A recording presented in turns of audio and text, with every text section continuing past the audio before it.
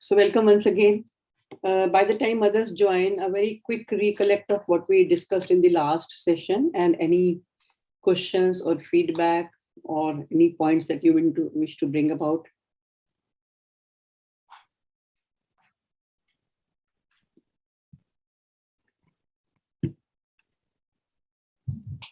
Good evening. Good evening. Very good evening. Good evening. So any thoughts about the previous session?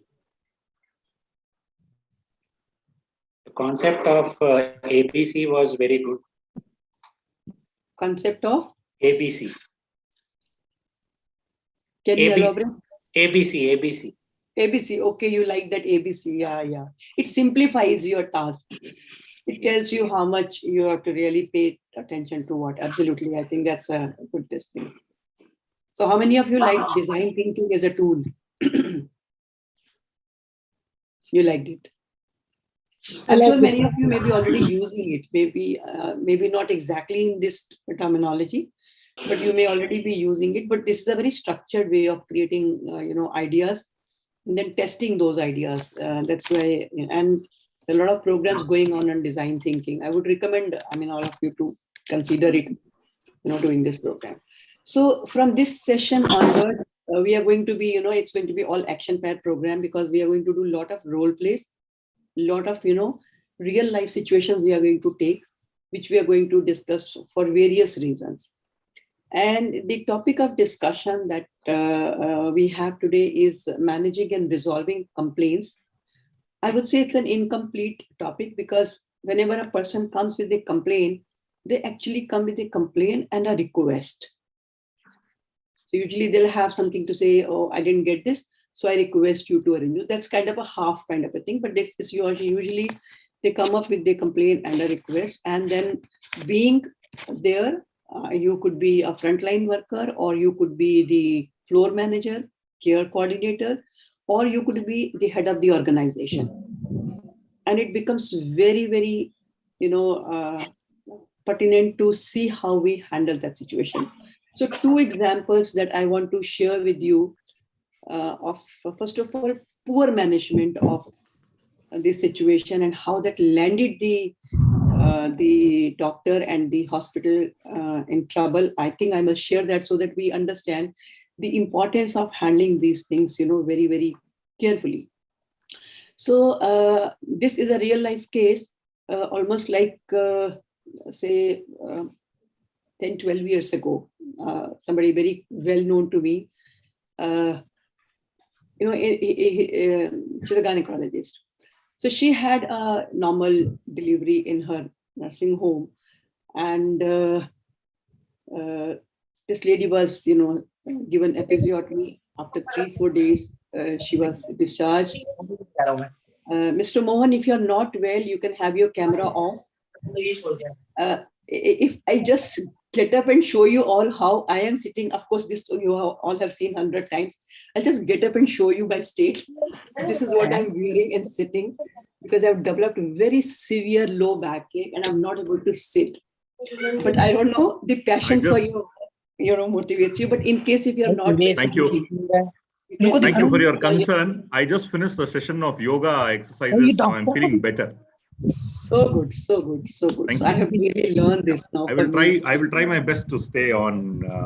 Can I request everyone to mute your device? There is noise in between. Probably there's somebody talking behind you. I know from when you're logging from home, so this is a very regular thing. And thank you so much. So this, I think somebody's device is still on. Ravi, can you please mute your device? Ravi is a trainee with me. Ravi, please mute your device. Okay. So as I was sharing about this case, so this is a gynecologist. She delivered a normal healthy baby, and the lady underwent episiotomy, like that was a regular thing being done earlier. So she goes home, well, everything okay. She comes for the follow-up, and she just talks to the patient and asks like about her, how is everything and all. and she asks her, mother-in-law. Sorry, I'm so sorry. She asks her. Her husband asks, how she doing? Well, she says yes, it's fine, nothing to worry.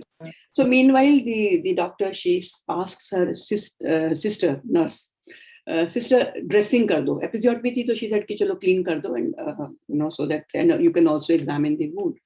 So she said कि sister dressing कर दो, थोड़ी आवाज जैसे हमारी होती है वैसे करके बोला, हिंदी में बोला कि सिस्टर इनकी ड्रेसिंग कर दो. तो जो उनके हस्बैंड साथ में बैठे हुए थे उन्होंने बड़े उससे कहा कि डॉक्टर साहब आप कर दीजिए. सो प्रॉब्ली ही मेंट कि अगर ये करेंगी तो देख भी लेंगी कि वुंड हेल्दी है या कोई दिक्कत तो नहीं है, स्टिचेस वगैरह सब ठीक है. पर इन्होंने थोड़े रूखेपन से बोल दिया कि भैया ये नर्स का काम है, वो करेंगी, आप बीच में क्यों बोल रहे हैं. That's all, not a huge argument और any this thing altercation, just this much. And the staff did the dressing. She put everything that's required, and then the patient goes away. Unfortunately, this attendant of the patient was a small-time journalist, and he really got very aggressive on the way the doctor had responded. So he wrote to each and every department of the area, let it be the municipal corporation, the water department, pollution control, nursing home, and where all, and complained against this doctor. Trust me, for years this doctor had to really literally fight so many things, and the doctor had a loss, huge loss, not only in terms of money, but also in terms of the mental peace that she lost in that process. So that's just one example of how sometimes unknowingly, when we don't attend to the request or the complaints seriously, how it can land us into a situation. Yes, I agree with you, Dr. Deepak Singla. A stitch in time saves nine. Absolutely. So what I'm trying to say here, I'm not trying to scare you. Please pardon me if that's sounding like I'm scaring you, but I'm just trying to put a word of caution. Today is the word of Google. People go across and just put negative comments. Nobody will go and say you are a wonderful doctor, but they won't mind writing, against you. Don't go to this doctor. And that one sentence is enough to, derail your practice or derail your professional career.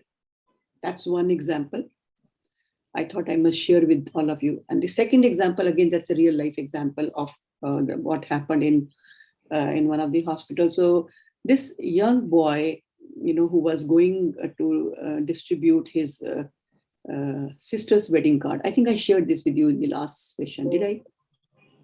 About a boy who was going to, no. Pardon me, but because I'm doing a lot of programs, so sometimes there can be a repetition of a anecdote, or they can be missing of it. So I always confirm if I've shared this with you. So this boy who was going to, distribute his sister's wedding cards, to relatives, unfortunately, on the way he met with an accident and he died on the spot. So his body was brought to the nearby hospital. Family was informed. And as the protocol says that we do, the postmortem of such cases. So this deceased had to undergo postmortem. The family came requesting the doctors that please either don't do it, if you can, avoid doing it, because there's no, malified intention. Probably he's hit on the road and he's died. So if you could avoid, but then the doctors explained nothing doing. That's a protocol, and we cannot, that's a legal responsibility, and we cannot, let go. So they went, but it will be done tomorrow, not today. So this group of, relatives, they go to the medical superintendent of the hospital and requested the medical superintendent that, sir, please, if it has to be done, please do it today so that we can take the body home. And then, because we are in the middle of, marriage preparation.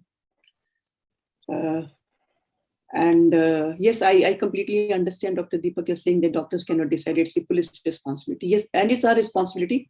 If we have been instructed to do, we have to do it. We cannot, at our end. So whatever the reason was, it was said that it will be done and it will be done tomorrow. That was the communication made to the family. The family went to the medical superintendent saying कि sir कैसे भी इसको आज करवा दीजिए. So it wasn't possible. It was late evening and there was nobody around and they had to call doctors from the other hospital to do the postmortem. So ultimately, the words that came from the medical superintendents, मिट्टी है, देख लीजिए, चाहे आज करवा लो, चाहे कल करवा लो. It was trying to pacify by saying it doesn't make a difference. If it has to be done tomorrow, it will be done tomorrow. But unknowingly, the way he responded to it, and you can well imagine what must have happened after that. So a lot of time when people come, requesting for something or complaining for something, and we normally handle in a very regular way. It's okay. If I can't do it, I can't do it. If it's not possible, it's not possible. But I think it's time that we look at it once again and see what is the right way of doing it. So Mr. Mohan says many of these problems are due to doctors' misinterpretation of law. Yes, there's a possibility. I completely agree. I agree. Sometimes we just know that this has to be done. So we say this has to be done. Or whatever the protocol is, we just follow it because we don't want to go against the law. And then but we don't know how to really communicate it. How do we really put it across? I think what we are focusing on is the way we handle that situation. So we'll do a small role play, first of all, to understand how do we normally handle it. We'll take a very simple situation. The situation is that the patient has come to your hospital after appointment for an MRI. And incidentally, your machine is out of order. And now this patient is asking for refund. So one easy way is that, okay, machine is out of order and we'll refund you. But then I am sure we do try to strike conversation. Or do we really easily, say, okay, take your money back and go? What do you say?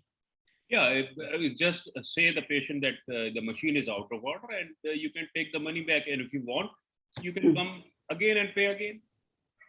That's a wonderful way. Yeah. That's a wonderful way. If you offer like this, I think patient will reconsider his decision or his or her decision. But madam, the problem happens when the patient says, even if you are ready to refund the money, he said, my time has been lost. Please pay for this time. That is compensate for the time and visit. When we are defensive, these patients, some patients, they try to impose upon us कि नहीं जी आपसे गलती हो गई है तो उसका भी हर्जाना मुझे दीजिए, मेरे आने जाने का खर्चा दीजिए, मुझे चाय नाश्ते का भी दीजिए. Exactly. So कहीं ना कहीं डिसएग्रीमेंट हुआ, कहीं ना कहीं या पेशेंट हमें बुली करने की कोशिश कर रहा है या कई बार हम रेसिस्ट करते हैं. अच्छा, एक सर्जरी के लिए पेशेंट ने पे करा, उसने सब कुछ हो गया and last moment for any reason we had to cancel that surgery and we don't want to cancel, we want to just postpone it. But patient is insisting कि नहीं मुझे करानी नहीं है सर्जरी, है ना. कई बार ऐसा होता है. अगर आपने खुशी खुशी उनके पैसे वापस दे दिए तो 99% उम्मीद है कि कोई ज्यादा डिस्कशन नहीं होगी, वो चले जाएंगे. कोई इक्का दुक्का ऐसा भी हो सकता है कि जो जिद करेगा कि मुझे मेरा डे लॉस हुआ, मेरा टाइम खराब हो गया, आपको उसके भी हर्जाना देने पड़ेगा.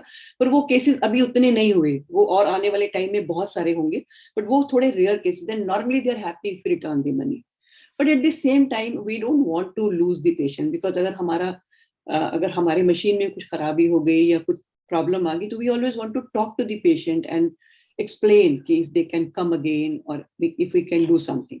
So the whole thing is, how do we all handle it? We'll do a small role play. So let there be one person who is handling this situation, who chooses to take this challenge, and one can be the patient's attendant or patient, anybody, whoever you want to be. So we can have maybe 3 people. One can be the doctor or the staff also. Usually it is the receptionist who is handling. So you could even mimic your receptionist, how she or he would handle. Or 2 of you can be the patient's attendant who have come to, get the money back. So how will you handle it? We want to see. Yes, Dr. Deepak, you would like to be the doctor on duty or the patient's attendant? Doctor on duty. Doctor on duty. Wonderful. Wonderful. So I'll request Dr. Puneet Gupta to be the attendant, because he said that this is what happens when patients ask for not only money, but they also ask for compensation for their time or their, visit. So let's. I think we'll all just close the video and we'll observe Dr. Deepak Singla and Dr. Puneet Gupta, and maybe we can have one more attendant who would like to, take whatever way you want to handle it. Who would volunteer to be with Dr. Puneet Gupta? Anybody? Okay, wonderful. So Dr. Seema showed her hand first, so we allow Dr. Seema to be, party to the session. We all will be observing three things in the role play. One, what Dr. Deepak Singla did well, something that we really, learned. Second, what you think could have been done differently. And third, something that is non-negotiable. So I don't mind, Dr. Deepak Singla, if you also showcase not your abilities as a person on duty, because I know you have rich experience and your skills are excellent and you have had a lot of training and you do a lot of good job. You could also display the role of your front desk staff and how they normally handle. So even that will give us a chance to see what we do that we shouldn't be doing. I mean, even if you take that responsibility, we will not assume that, okay, Dr. Deepak Singla didn't know how to handle the situation, but we want to learn from the mistakes. So that way I can behave initially as a front desk employee and then as a doctor. That way? Done. But then the whole thing has to be done within 2 to 3 minutes. We can't. So I will, initial reaction will be of the front desk and then the doctor. Dr. Shahrukh, may I request you to please mute your device? Thank you. So I think all of us will, switch off our videos. And if I come in, if I have my video on, that's an indication that we are going to close it.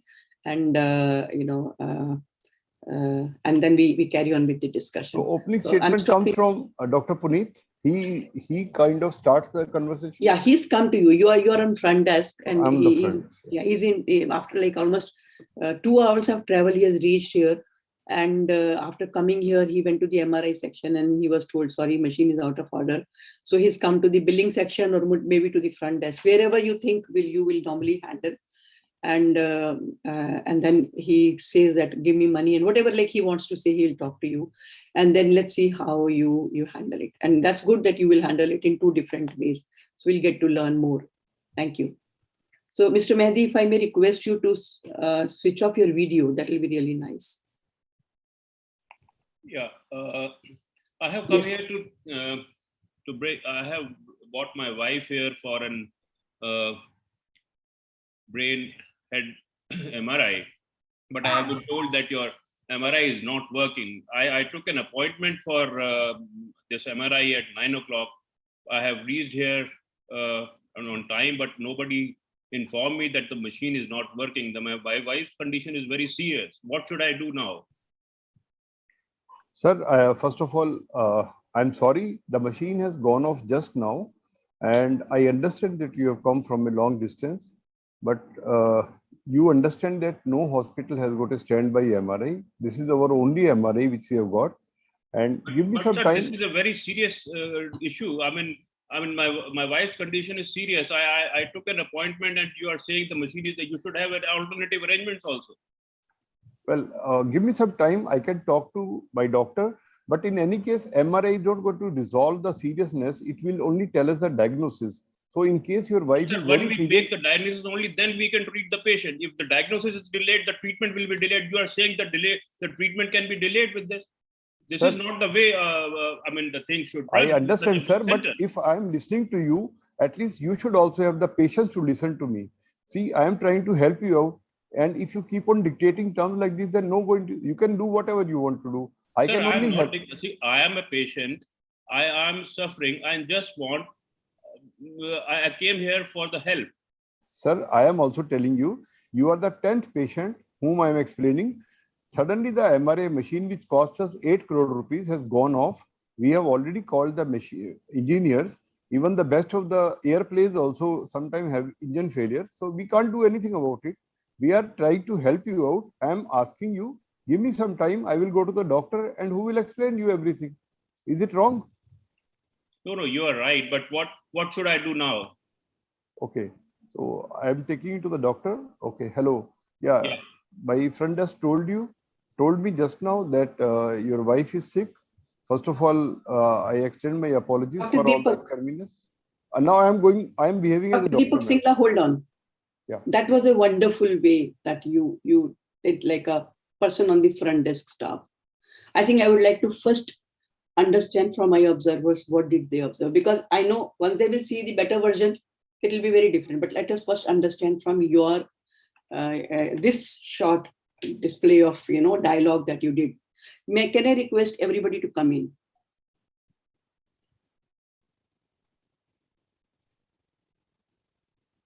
Thank you. Thank you.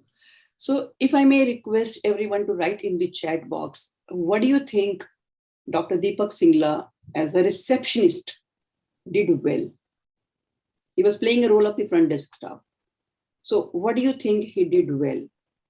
Write down in the chat box. Absolutely. He said, I'm sorry. He tried to convince the patient. Yes, sorry. Explained the issue, agreeing to the concern. Absolutely. Okay. What more do you think he did well? He tried well to explain. He started off well. Absolutely. He started off very well. I agree.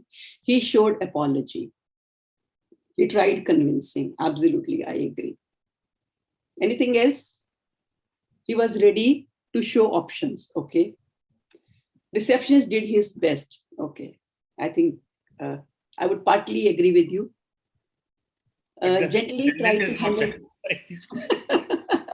Gently tried to handle the complaint and tried to convince. Okay, I agree. He was trying his best to handle the complaint and tried. He agreed to talk to the doctor. Okay, very good. That at least he was ready to escalate to the next person. He explained but did not give any solution. Absolutely, Halal, I agree with you. That was a wonderful observation. Anything else that you think the receptionist did well? Okay, he was trying to look for solutions, although we could not reach to that point, and he moved on to escalate to the doctor. Okay, he maintained eye contact. Absolutely. Okay, his behavior was professional. Agreed with you, Dr. Azad. Very good. Anything else that you think as a receptionist, Dr. Deepak Singla did well? Okay. Now coming to the second observation, what do you think he did not do very effective? Although he role played, he could have done it better. But for our understanding, he has been deliberately shown. Okay, Dr. Himanshu, is it empathy or lack of empathy? I think lack of empathy, you want to say. Absolutely. He appeared little rude. Absolutely. He appeared little rude. In between, as attendant was aggressive. Very good.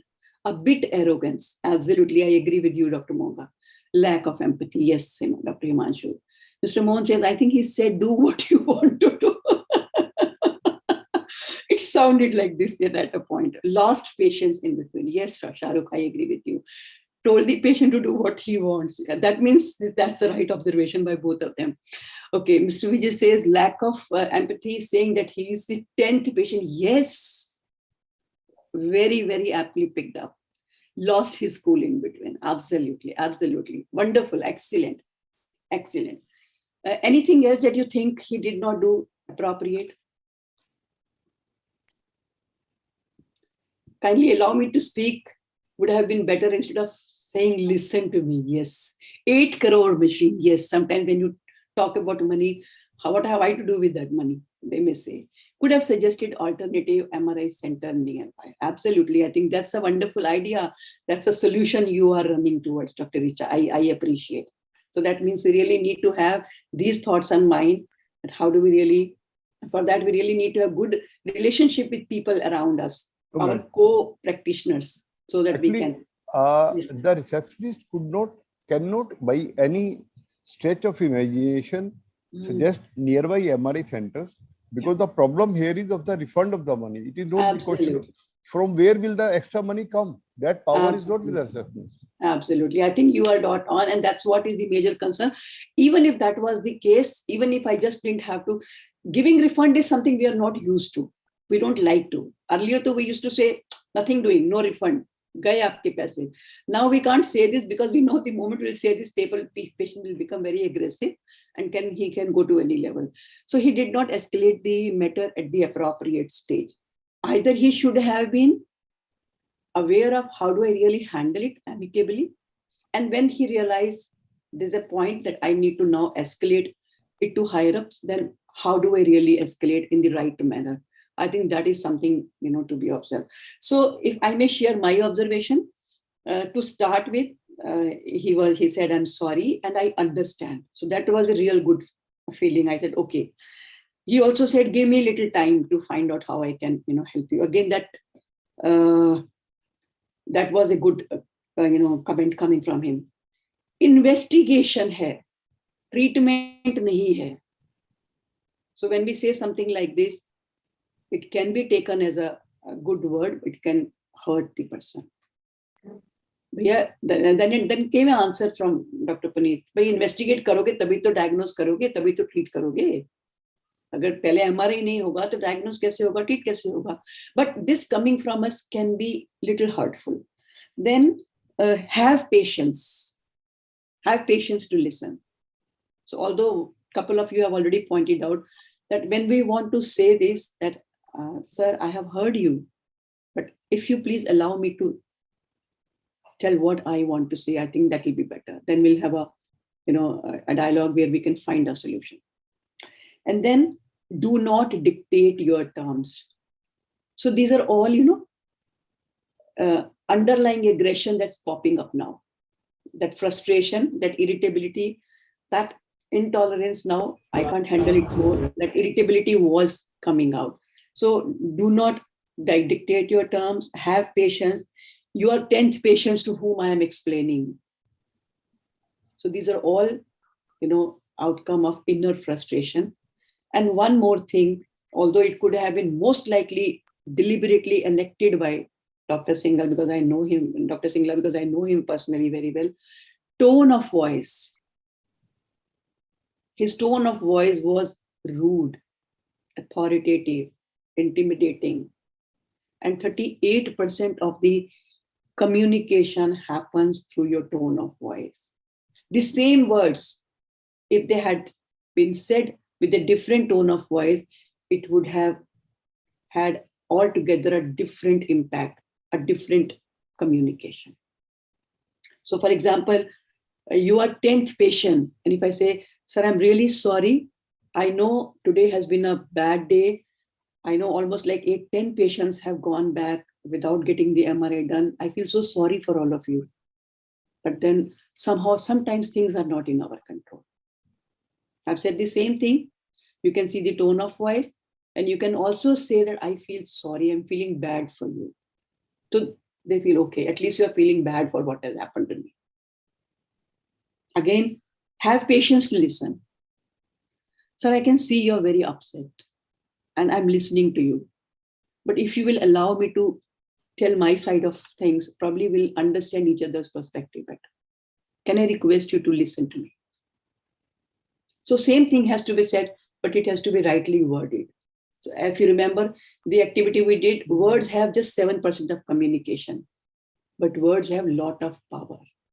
Sometimes we have a very limited vocabulary because that's the way we talk at home, with colleagues, with juniors, with patients. So you really need to expand your vocabulary. जैसे हम कहते हैं कि हम अंधे को अंधा नहीं कहते, सूरदास कहते हैं. So that way we have to really learn the right vocabulary where the words are less hurtful, but they communicate the same amount of seriousness and direct wordiness. So it was a wonderful enactment by you, Dr. Singla. So would you like to now give us the different version of it? Yes. That will be really nice, because then we'll be able to. Yeah. And I request everyone to now again observe what you think he did well and what you think he could have done differently. And then, something non-negotiable. Of course, in the first one, there was nothing, non-negotiable. Was there anything that was non-negotiable? I think I can ask the expert, Mr. Mohan. Was there anything that was non-negotiable in this, even as a receptionist? called me an expert. Now I have to dig out something. Actually, I didn't find it. No. Oh, I'm Anybody sorry. who thinks that, yeah. Nothing at all. Yeah. Nothing I that don't think. really. Yeah. Yeah. There were I don't ups and think. downs to what you. Yeah. That was kind of enactment also. We Yeah, he wanted to deliberately bring. did it. I'm sure, because I requested him to play that role. And he Right. really picked very quickly. Thank you. Thank you. Yes, Dr. Deepak Singh, let's assume that now this patient has come to you, or you have come out to meet this patient, whatever. Yeah. So we'll all switch off our videos. Yeah. Dr. Puneet, you would like to start off first? You are a little agitated and you enter my room. I should start. Dr. Azad and Mehdi, please Doctor, switch off I your have been video. told that I have bought my wife for MRI. I took an appointment, and now they are telling that the machine is not working. My wife is suffering. I mean, what should I do now? I mean, it is very, very unfortunate that the centers like you are, not taking care of the patients. Okay. Good morning, sir. First of all, my extreme apologies. You understand that such kind of machines, they go sometimes off, and when there is a mechanical fault, it is beyond But our sir, human the control. most important thing is the patient's health. Yeah. So let us understand the problem. First of all, we understand that your wife is sick. If you allow me, I agree. But what will happen if my wife illness is increased just because we are not able to make the diagnosis on time? Okay, sir, just give me 1 minute time. Let me explain you. Now there are 2 or 3 ways. One is, if I will like your wife to get checked up in our emergency room and we will take care of her. Second option is, we can send an ambulance to a nearby MRI center. We have an arrangement. Your MRI will be done absolutely free of cost. Our ambulance will not charge you, and we will drop you back at your residence. Or if you want a simple straightforward refund, you can have the option. But the refund is not going to solve my problem. Sir, we are offering you the treatment as well. I am sending you an ambulance, which is an ACLS ambulance. The ambulance will take you to the nearby MRI center. We have an arrangement and a contract with them. They will do the MRI absolutely free of cost because we have already paid here. So this is the best option, and this is a standard operating procedure for any hospital. But sir, that will take a lot of time. I No. took an appointment, assuming that my MRI will be done at 9 o'clock. If my wife suffers, who will pay for the losses? Sir, if you stop arguments, the ambulance can leave within next 5 minutes, but it is up to you. You will have to fill up the consent form that you are wanting to take your wife, because we will write down that our MRI machine is out of order.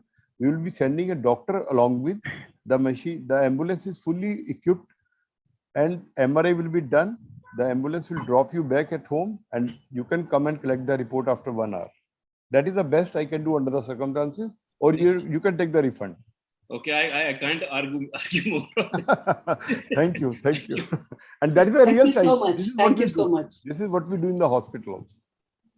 So, Dr. Deepak Singla, although you came out with solutions very quickly because you had that right, you could do this, and you knew that at this point of time, this is the best solution, because we really need to be ready with the solutions. Like we have learned medical triaging, we should learn social triaging, where we know who has to be handled how, because there will be people who may not have any importance in their own system, but they have a lot of nuisance value.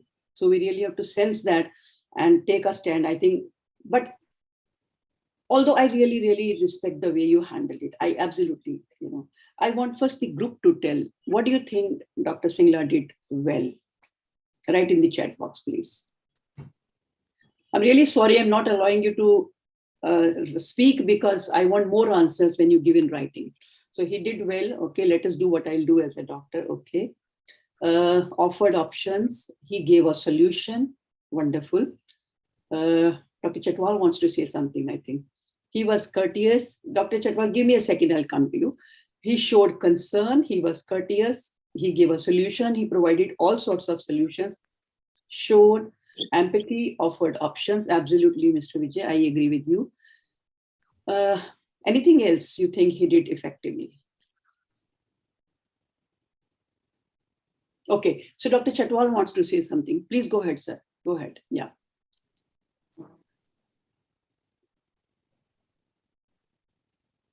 I think, ma'am, in this circumstances, sir has given the best of as a hospital administrator to handle this situation.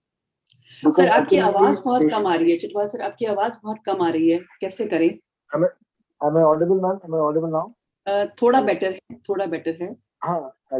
So I think sir has taken the call in a very professional manner, because patient ultimately wants solution.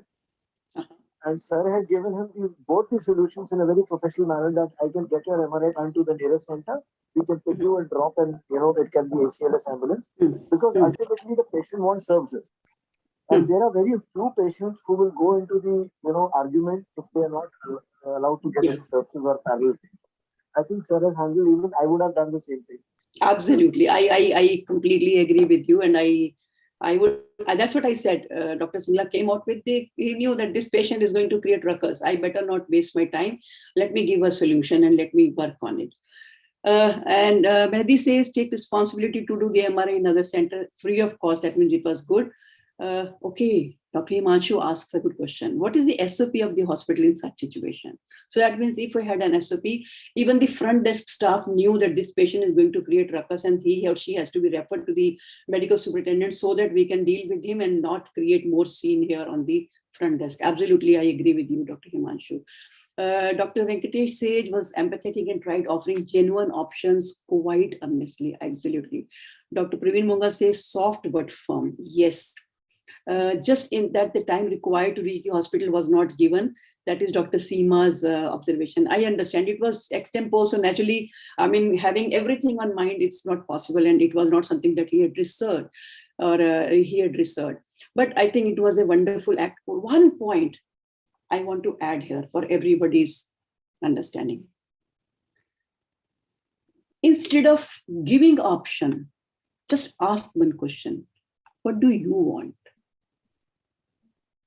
What do you think will help you? Ask this. I'll tell you. See, there was a point, Dr. Deepak Singla, where you were actually on defense. Dr. Puneet Gupta was actually dominating the dialogue. You were trying to offer, I'm ready to do this, I'm ready to do this, I'm ready to do this. But somewhere, Dr. Puneet Gupta was not, nahi, ye bhi nahi, isse kya hoga, kuch bhi unko satisfy nahi kar raha tha. अगर मैंने outright ये पूछा था, sir मैं समझ सकती हूँ, I understand your concern for your patient and I am ready to help you, tell me how do you want to, what help are you expecting? Doctor Puneet Gupta, अगर मैं आपसे पूछती, मुझे आप क्या जवाब देते? I think it depends on the mentality and आप बोलो, जो आपके मन में आ रहा है बोलो, आप बोलो. नहीं, मैं आपसे भी कह सकता हूँ कि डॉक्टर जी, मेरा जो समय का नुकसान हुआ है, मेरे पेशेंट का नुकसान हुआ है, मुझे इसका भरजाना दीजिए आप. सिर्फ एक काम करते हैं, I request everyone to switch off their video. Dr. Puneet Gupta, be as rude, as blunt, as rash with me as you want. Forget that at this moment I'm your, I'm your facilitator. Okay?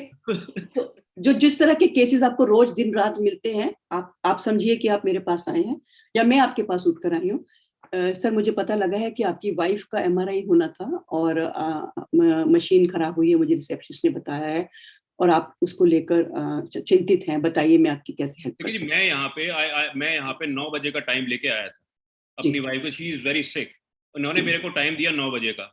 अब मैं यहाँ के बता रहे हैं कि जी machine खराब है, मेरी वाइफ की तबीयत खराब है, आप कह रहे हो कि जी यहाँ से दूसरे MRI सेंटर चले जाओ, इसमें 1 घंटा लगेगा यहाँ से जाने में, वहां पे भी मशीन में मैं जाऊंगा, वहां पे मेरी वेटिंग होगी. सपोजिंग इस बीच में मेरी वाइफ को कुछ हो जाता है, व्हाट विल हैपन? आपने तो बड़े आराम से कह दिया जी.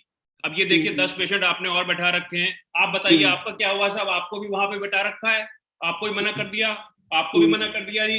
ये देखिए ये हो रहा है यहाँ MRI सेंटर में, बेवकूफ बना रहे हैं मरीजों का, पैसे ले रखे हैं, 10-10 हजार रुपए चार्ज कर रहे हैं, they are not doing anything. ये क्या तरीका बना रखा है आपने? अगर आप अपनी बात कह चुकी हैं, मैं आपकी बात को कुछ आगे बताना चाहूँ, आप सुनना चाहेंगे? नहीं, सुनना तो मुझे पड़ेगा ही जी. बिल्कुल, thank you for understanding. Sir, ऐसा है, मैं आपकी तकलीफ पूरी तरह से समझ सकती हूँ कि आप अपनी वाइफ को लेकर यहाँ MRI के लिए आए, उनकी कंडीशन ठीक नहीं है. मुझे स्टाफ ने भी बताया कि she is not really in good condition, and I understand your concern. अगर मैं भी आपकी जगह होती तो शायद मेरा भी यही कंसर्न होता. मैडम, आपके बात करने से मेरा प्रॉब्लम सॉल्व नहीं हो रहा, आप मेरा टाइम और ज्यादा वेस्ट कर रही हैं. सर मेरा मैं यहाँ पे और नुकसान हो जाएगा। मैं आपका टाइम नहीं खराब कर रही, ना करना चाहती हूँ। मैं सोल्यूशन की तरफ ही आपको लेके जाना चाहती हूँ और मैं भी समझना चाहती हूँ कि इस सिचुएशन में हम इसे कैसे रिजॉल्व कर सकते हैं। तो वही मेरा प्रश्न था आपसे कि देखिए मशीन जो है वो कई बार किसी को भी नहीं पता होता कब मशीन ब्रेक डाउन हो जाएगी। हालांकि हमारी एनुअल मेंटेनेंस होती है, रेगुलर मेंटेनेंस होती है, बट फिर भी कई बार मशीन जो होती है हीट हो जाती है या कुछ भी फ्लक्चुएशन की वजह से कुछ हो सकता है। खैर वो एक सेकंड बात है। इस वक्त ये है कि कैसे आप चाहेंगे, मैं चाहूंगी कि मैं आपकी हेल्प कर पाऊँ। मैडम ऐसा है, ऐसे तो पुल भी गिर जाते हैं, लेकिन ये थोड़ी ना कि आप उसको हर जाना, पेशेंट का तो नुकसान हुआ ना इसमें। मेरा सर तो उसी समय का भी नुकसान को नुकसान हुआ, ही मेरे पेशेंट की बीमारी बढ़ गई। सर उसी पे ही काम कर रही हूँ। मैं भी बिल्कुल नहीं चाहती कि आपके पेशेंट का नुकसान हो, कभी भी नहीं चाहूंगी। हम इसलिए यहाँ पर बैठे हैं कि हम आपकी बेस्ट पॉसिबल हेल्प कर पाएं। हमारे पास हमेशा ये रहता है कि अगर कोई एमआरआई हमें अर्जेंट करवाना होता है या हमारी मशीन खराब होती है तो हमारे साथ में बिल्कुल पास में हमारे पास एमआरआई सेंटर है। मैं वहां पे इमीडिएट कॉल कर देती हूँ और आपको वहाँ वेट नहीं करना पड़ेगा। अर्जेंट बेसिस पर वो आपका एमआरआई कर देंगे। जो चार्जेस आपने मुझे पे करे हैं उन्हीं चार्जेस पर ही आपका वहाँ एमआरआई हो जाएगा। आपको कुछ एडिशनल पे नहीं करना पड़ेगा। मैं अगर आपको ये कंफर्टेबल है, do you think that will help you? Yes, I can't do it. Not possible. I did not agree to pay you back. I did not agree to offer you a free MRI. I will never do a free MRI for you. क्योंकि मैं अगर आपको उंगली पकड़ाऊंगी आप मेरा हाथ पकड़ेंगे, मैं नहीं दूंगी। पर मैं ये बोलूंगी मैं आपकी तकलीफ समझ सकती हूँ, मैं आपकी सहायता करना चाहती हूँ, मैं करने के लिए तैयार हूँ। मैं आपके लिए अर्जेंट एमआरआई करवा के दूंगी। जो भी मेरे पेशेंट्स ऐसे होते हैं जिनको अर्जेंट एमआरआई की जरूरत होती है, हमारा टाई अप है। I totally agree, madam. Doctor Singla, I am not questioning your this thing. आप जो No, अपने no. लेवल पे कर रहे हो Actually, बहुत I'm अच्छा just, है। I don't know, reasonable ma'am. person I'm just, will understand what you are saying. So what I am saying, मैं आपकी तकलीफ समझ रही हूँ। Yeah. मैं आपकी बात ध्यान से, आप बोलते रहे, मैं सुनती रही, मैं नोट करती रही। मैंने वो सारे अटेंटिव लिसनिंग वाले रूल्स आपके सामने डेमोन्स्ट्रेट करे। मैंने आई कांटेक्ट बनाया, मेरे चेहरे पर गुस्सा नहीं आया, मेरी टोन ऑफ वॉइस चेंज नहीं हुई, मेरे वर्ड्स कहीं डिस्ग्रेसफुल नहीं हुए। I kept my not smile but at least a cool face in front of you and then I allowed you to say what you. आपने 10 लोगों को बुलाने की कोशिश करी, आपने एग्जाम्पल दिए कि पुल गिर जाते हैं, मैंने उस एग्जाम्पल को बीच में लिया ही नहीं, क्योंकि patient will try to drag you and talk about things that has nothing to do with the discussion. I don't have to address that. मैं आपसे बात कर रही हूँ। सर 1 मिनट रुकिए सर, डॉक्टर दीपक 1 मिनट रुकिए। मेरा आपको जो कहने का पर्पस है वो ये है, मेरा भी कंसर्न आपका पेशेंट है। I would want everything possible to be done to take care of your patient. मैं कभी भी आपको ये नहीं कहूंगी कि वो होने को तो उनको कुछ भी हो सकता है, एमआरआई होने के बाद भी हो सकता है। I will not use any derogatory way of hurting you. I will just be to the point and tell you sir मैं भी आपकी सहायता करना चाह रही हूँ, मैं भी अपने पेशेंट को बेस्ट सर्विस देना चाहती हूँ। मेरे पास में एमआरआई सेंटर है, हम वहाँ पर हमारा टाई अप है। कभी भी अगर हमारी मशीन खराब होती है हम अर्जेंट बेसिस पर रिक्वेस्ट करते हैं तो वो दे लिसन टू अस। मेरा स्टाफ यहाँ से साथ जाएगा, जो भी पॉसिबल केयर है I am ready to do. जो आपने चार्जेस मुझे पे करे हैं उन्हीं चार्जेस पर आपका वहां पर होगा, आपको कुछ एडिशनल पे नहीं करना पड़ेगा। तो मैंने डॉक्टर दीपक आपकी बात को क्यों थोड़ा सा मोड़ा, क्योंकि बाकी लोग क्या कहेंगे कि पैसे रिफंड कर दिए तो फिर इसमें क्या रह गया, वो तो रिसेप्शनिस्ट भी कर देती।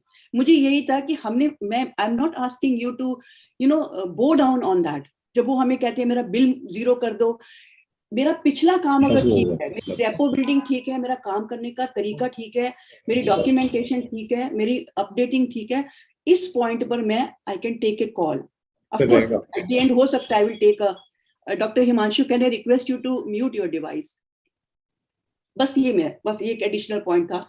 Yes doctor Deepak you want to say something, go ahead. Actually जितना भी मेरा 30-40 साल का एक्सपीरियंस है लाइफ का, जब तक आप पेशेंट की फेल्ट नीड को टच नहीं करेंगे, देखिए पेशेंट कभी कभी कहता है कि मेरे को घर जाना है, ट्रीटमेंट में सेटिस्फाइड नहीं हुआ, जो भी हम कहते हैं आपको घर जाना है, ओके सिस्टर का डिस्चार्ज तैयार कर दीजिएगा, लेकिन आपको ये बता दें कि अगर आप बच्चे को भी लेके जाएंगे तो हो सकता है कि इसका टाइफाइड खराब हो जाए और इसकी तकलीफ भी बढ़ जाएगी, बाकी आपकी मर्जी है। But the way I have been trained and I have been taught that first you tend to agree to the patient's problem. Absolutely. Normally they will gradually listen to you. मेरे को पक्का पता होता है कि बाद में तो मेरी बात मानेंगे, लेकिन शुरू में अगर मैं बहस करूंगा पता लग जाए, वो कहते हैं जी मुझे रिफंड चाहिए, तो आपकी ये स्ट्रेटजी बिल्कुल ठीक है। आप कहते हैं कि आप रिफंड लेना चाहते हैं ले सकते हैं, लेकिन अल्टीमेटली आपको फिर कहीं जाना पड़ेगा, अपॉइंटमेंट लेनी पड़ेगी, और ऐसा नहीं है कि जाते ही हो जाएगा। जबकि यहाँ पर मैं आपको ये सर्विस ऑफर कर सकता हूँ कि बिल्कुल पास में हमारे एमआरआई सेंटर है, मैं वहां पर अभी फोन कर देता हूँ, अर्जेंट बेसिस पर हाथों हाथ MRI हो जाएगा, हमारी यहाँ की एम्बुलेंस आपको लेकर जाएगी और आपको कोई एडिशनल चार्जेस नहीं लगेंगे। जो आपने MRI के पैसे यहाँ जमा कराए हुए उन्हीं पैसों में ही आपका MRI हो जाएगा। और वैसे मैम ये स्टैंडर्ड प्रोटोकॉल हर हॉस्पिटल में होता ही है। किसी ने सर पूछा मैं था कि वही तो सिखाने की बात कर रही हूँ सर, प्रोटोकॉल तो है। Are we able to communicate in the same manner? That's what we are trying to learn through this program. बहुत अच्छी प्रोटोकॉल्स हमारे पास हैं और आपके पास तो सर इतना रिच एक्सपीरियंस है 40 साल का, तो मैं समझती हूँ कि आप तो बहुत स्मार्टली हैंडल करने के। डॉक्टर चटवाल ने भी ये कह दिया कि ये बहुत अच्छा तरीका था। पर जो लोग न्यू हैं, जो अभी सीख रहे हैं, या जिनके लिए ये बहुत डिफिकल्ट सिचुएशन है, उनके लिए ये बहुत चैलेंजिंग है। बस मैंने एक पॉइंट ऐड करा, मेरा एक्सपीरियंस ये कहता है कि बिफोर आई ऑफर, दो I know I am ready with all the options, मुझे पैसे भी देने पड़े और 10,000 जेब से भी डाल के देना पड़ा कि भाई तो जा मेरी जान छोड़, आई वुड डू दैट, है ना, पर let that be my last option. पर मैं पहले ही अगर अपने हाथ काट के पकड़ा दूं और पहले ही मैं कह दूं कि मैं रिफंड देने के लिए तैयार हूं, तो पेशेंट मुझे कहेगा आप भी मेरे घर चलो, थोड़े दिन हमारे घर रह कर रहो। आई एग्री, बट एक्चुअली चक्कर ये होता है कि हम लोग के पास पेशेंट आते हैं धक्के खाते खाते हैं, by the time he has reached me he has already wasted. Sir यही चीज जो है ये हमें अपने फ्रंट डेस्क स्टाफ को, हमने अपने जूनियर रेजिडेंट्स को, अपनी नर्सिस को, अपने हर एग्जीक्यूटिव को जो पेशेंट के कांटेक्ट आता है उसको पता होना चाहिए कि ये प्रोटोकॉल है जो हमने फॉलो करना है।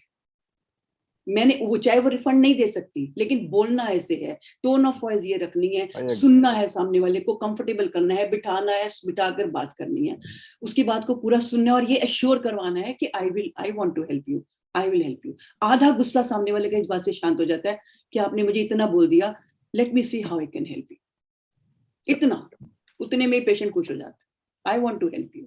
सर आपका पेशेंट मेरा पेशेंट है, आपसे जितनी आपको चिंता है उतनी मुझे चिंता है। But these are the words that assure the patient and the family that we are with them and we are not different parties. I think that's what we are looking for. Thank you so much. It was a wonderful role play done by you. Thank you so much. I think we can clap for Dr. Deepak Singla to have taken this challenge. Yeah, excellent. Thank you. Clap for Dr. Puneet also. Yes. He was play like him is more fighting.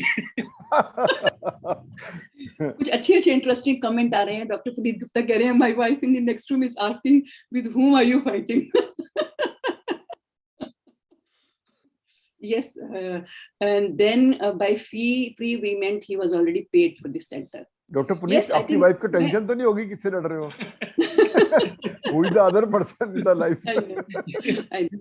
See, the only thing is कि मैं immediately agree करने से मना करूंगी कि जब आप ये कहें कि I'm ready to refund you, I'm ready to pay you. अब रिफंड मांगे वो, sir I can refund you, but आप कहीं भी जाएंगे, then you tell the flip side of it. आप कहीं भी जाएंगे, जाते ही MRI नहीं होगा, you will have to take appointment, तो भी यहाँ से उतना ही टाइम लगेगा। जबकि यहाँ मैं आपका सारा कुछ इतना अच्छे से फैसिलिटेट कर दूंगी कि it's a matter of just half an hour to 1 hour. आपको कुछ भी नहीं करना, वहां बात मैंने करनी है, मेरी एम्बुलेंस लेकर जाएगी, वापस यहाँ पर लेकर आएगी, या जहां भी आप चाहेंगे आपको छोड़ के। So you have to facilitate in a very honest manner, कि कहीं भी धोखा नहीं है और पेशेंट को लगेगा इससे ज्यादा मैं क्या मांग लूं इनसे, उसको भी मांगने में शर्म आएगी। वो कहते हैं ना कि पंजाबी में एक कहावत है कि बर्तन का मुंह बड़ा हो तो कुत्ते को शर्म करनी चाहिए, ये एक पंजाबी में कहावत है। तो जब आप इतना अच्छे से दिल खोल के बात करते हैं तो सामने वाला भी शर्मसार हो जाता है कि यार इससे ज्यादा मैं क्या इनको बोलूं कि और 10,000 अपने मुझे और दे दो अपने पास से, दे विल शाई फ्रॉम। पर अगर हम टग ऑफ वॉर खेलते हैं तो फिर वो भी टग ऑफ वॉर खेलते हैं हमारे साथ। Mr. Mohan wants to say something. Go ahead, Mr. Mohan, please.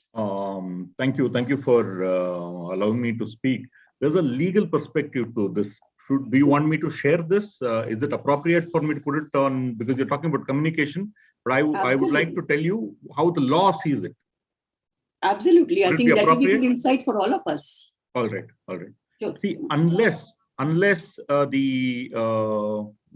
hospital has communicated either in the appointment given or some way that in the event the machine crashes, like in the instant case, the hospital will not be able to refund the amount, or will, there must be a clause mentioning the repercussions in such a situation. If the machine falls faulty, what will be the consequence? The patient and his family has a right to know that what is the remedy available for them in such an instance, whether they're entitled to a refund or whether they're entitled to a fresh appointment, etc. Customer is king. This is the law. This is the law. Absolutely. Right? I agree. Because you are going to make profit out of every MRI scan that you do in your institution. Yeah. You are not going to share that profit with the patient. Right? Yeah. However, this is a situation which is going to incur a loss to the institution. Right? So you have to bear the loss. Absolutely. Yeah. You're a business entity. So that means more you. clear we have the guidelines, more effectively we'll be able to handle different situations, because no two situations are alike. So we really need to be more clear. And of course, the legal part, we should be as clear as possible, because that's where we normally fall short of. Thank you. Thank you so much, Mr. Mohan. So coming to the point of discussion today, that is managing and resolving complaints. And I said, usually patient will not have just complaint, but they will also have a request to make. And let me tell you, 75% of your patient footfall comes from the satisfied patient. And addressing and managing their complaints and requests is the great source of patient satisfaction. They will always have some request, some complaint. Naturally, they'll have some expectation that's not met, they'll come up to us. That's where, if we are able to handle it well, we can actually turn them into our loyal patients, or they can turn them into our enemies. And if you remember the two incidents that I discussed with you in the beginning, that showed how we can turn them into enemies and how we can really make them our friends. And poor communication in such situation can be the lead cause of violence. And effective handling can actually manage situations very well. And it's not just your skill. I'm sure people who are here, they're very seasoned. But I'm talking about your staff, your team, your residents, your nurses, your front desk staff, your general duty assistant. Do they know how to communicate effectively so that such situations don't occur? Now, my next question to all of you is, should we really encourage complaints? How many of you agree that we should complain, we should encourage? Yes or no? Write in the chat box. Yes. So all of us are saying yes. Mr. Vijay Kumar says it's a gift. Yes, Dr. Deepak, I agree with you. It's an inevitable thing in this service industry. Absolutely. निंदक ओहो निंदक न्यारे राखिए वाह वाह वाह. Doctor Richa ने तो बहुत बड़ी बात कह दी. डॉक्टर रिचा इसको अनम्यूट करके बोलिएगा प्लीज. आई थिंक ये तो बहुत ही समझाने वाली बात है. मतलब दो शब्दों में जैसे सारी बात कह देना. Yes, but not in the form of complaint, rather in the form of feedback. Yes, feedback is good, but Dr. Monga, complaints तो आएंगी. अगर आनी है तो आनी ही आनी है. Take it as, yes, I agree. Take it as feedback. Dr. Deepak Singla, I think I agree with you. Dr. Richa, एक बार अनम्यूट करके आप समझाइए ना जो आपने लिखा था, क्योंकि कई लोगों को नहीं समझ आया होगा. I don't know whether everybody understands Hindi. जो बांग्लादेश से हैं उनको तो उनके लिए please. So it is a doha by Kabir, I think. निंदक नियरे राखिए आंगन कुटी छुपाए बिन साबुन पानी बिना निर्मल होए सुहाए. That means the people who speak ill against you, instead of getting angry with them, you should make a small house of them in your house. I mean, they should be nearby to you, so that without soap and water, you will become healthy. How do you say? Nirmal. Pious. You'll become better. Yeah. You'll become better. Thank you so much. I think it's a wonderfully worded. सब कुछ आपने दो लाइनों में कह दिया. दोहे का यही पर्पस है कि दो ही लाइनों में वो पूरी गाथा कह देता है. Complaints are the second chance to win the loyalty of your patient. So resolving complaints is something which is equivalent to getting loyalty of your patient. If you're able to send a patient satisfied after resolving complaint, they are always going to be yours, and they're going to actually go, gaga and talk good about you. Plus, if you ignore complaints, it is a loss to your reputation.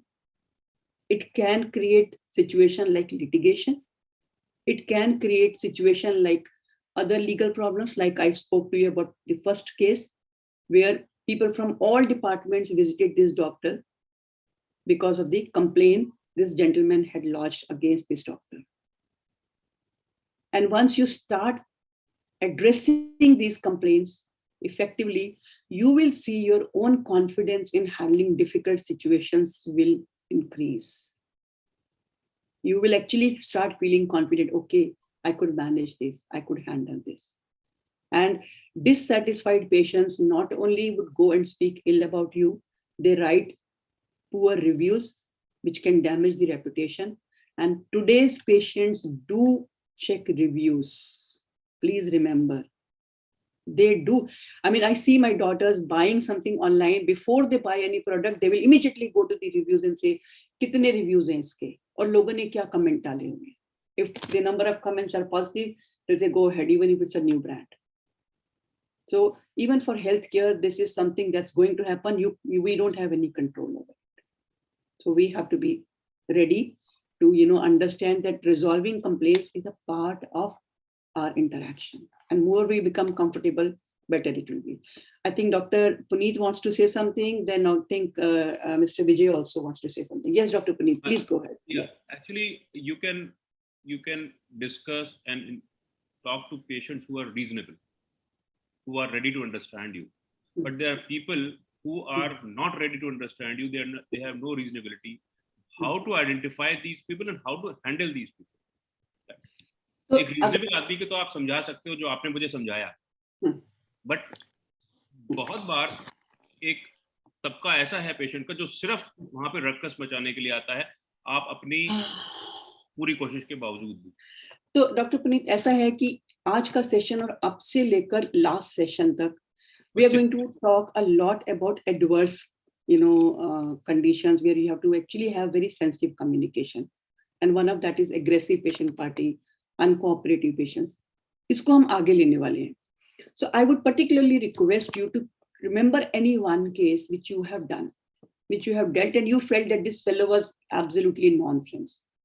हालांकि मैं ये नहीं कह रही कि एक रामबाण है और सब कुछ उससे रिजॉल्व हो सकता है, but there are certain tools and techniques that can help you at least voice your opinion, at least say what you want to say.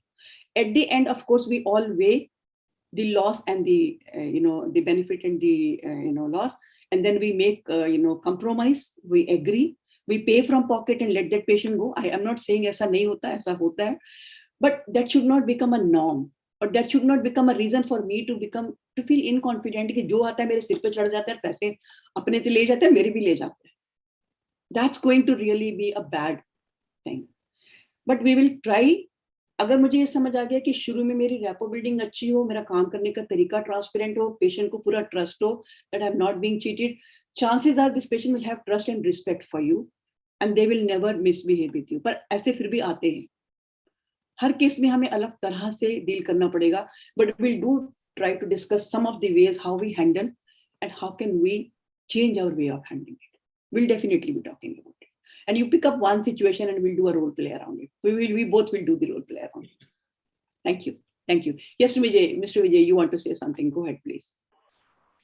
Yes, madam. So when it comes to the social media objections and all, see what researchers are finding is maybe 10% of the satisfied customers will put the feedback, whereas 100% of the unsatisfied customers will go there. So I think we need to be very careful there, right? So 10% भी नहीं डालेंगे. अच्छा feedback 10% में नहीं डालेंगे, क्योंकि कोई ठीक है, आपने अच्छा काम करा, आपकी ड्यूटी थी, अब मैं आपकी तारीफ थोड़ी ना करूंगा, है ना? Exactly. लेकिन कोई किसी एक ने भी जाके नेगेटिव कमेंट डाला, gone case. Very, I completely agree with you. So, by the way, what do complaining party want? Write in the chat box. What do you think complaining party wants ultimately?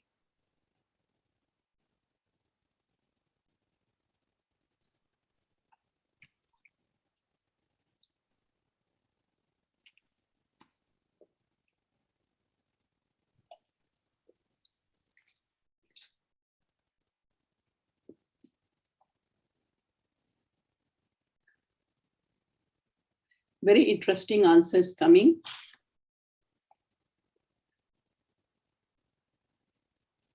So I'll read one by one. I think Dr. Seema wants to say sometimes they just want to create ruckus and problem. I agree with you. I agree with you. Shahrukh says they want to decrease their suffering. Lal says sometimes both money and solution. Absolutely. Dr. Deepak Singla says they have very smart ideas. I agree with you.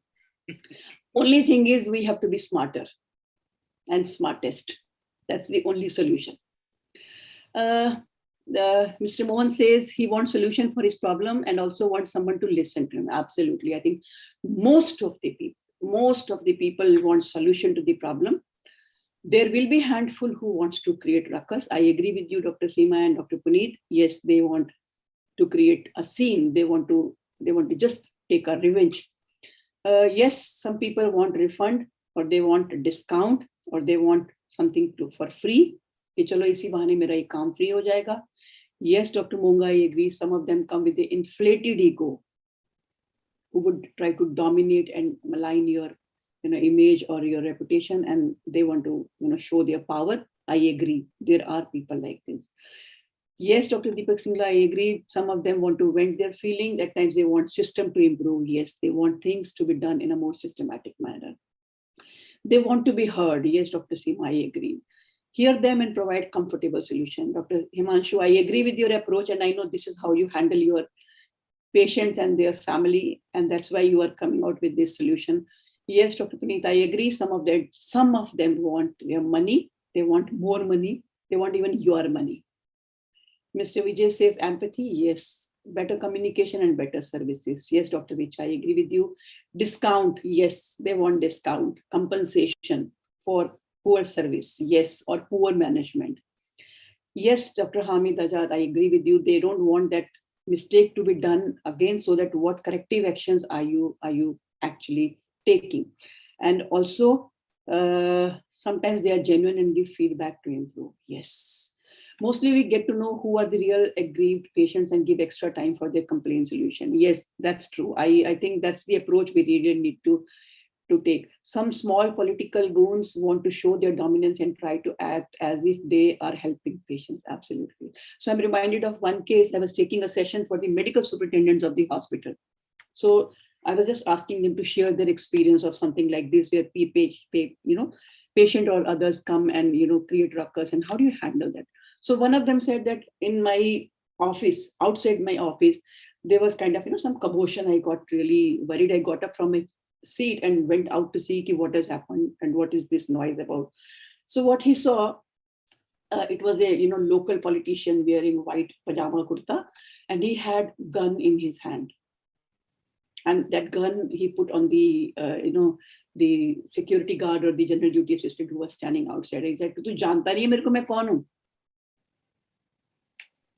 So he sensed the situation. He said, "Ki agar kuch bhi hua to there's no this thing that this man can also kill him." He said, "मैं बहुत गया, आराम से गया, उसके प्यार से उसकी गर्दन में हाथ डाला, उसको बोला छोड़ो छोड़ो, ये लड़का नहीं है, इसको नहीं पता, आ जाओ अंदर आ जाओ." He said, "I knew that he's a small time politician. हमारे वहाँ पे छोटा सा उसका वो है, and I could have dealt with this fellow in a number of different ways. I could have called police. I could have overpowered him. I could have even beaten him with my team. But then he said, we have to actually smartly choose to deal with different situations differently." So I agree with you. There will be people who will come to dominate. There'll be people who will be there to extort money from you. There'll be people who want to just malign your image or defame you or do harm to you. But they are not the majority. Majority of the patients who come, they come with a complaint that please do it. It may be doable, it may not be doable, that is secondary. But they will want something and they'll come to you with the hope that you will do it. And aapne kar diya, they are happy, nahi kar paaye, they are unhappy. But then how did the whole thing ended? Even when you said no, can you create happiness?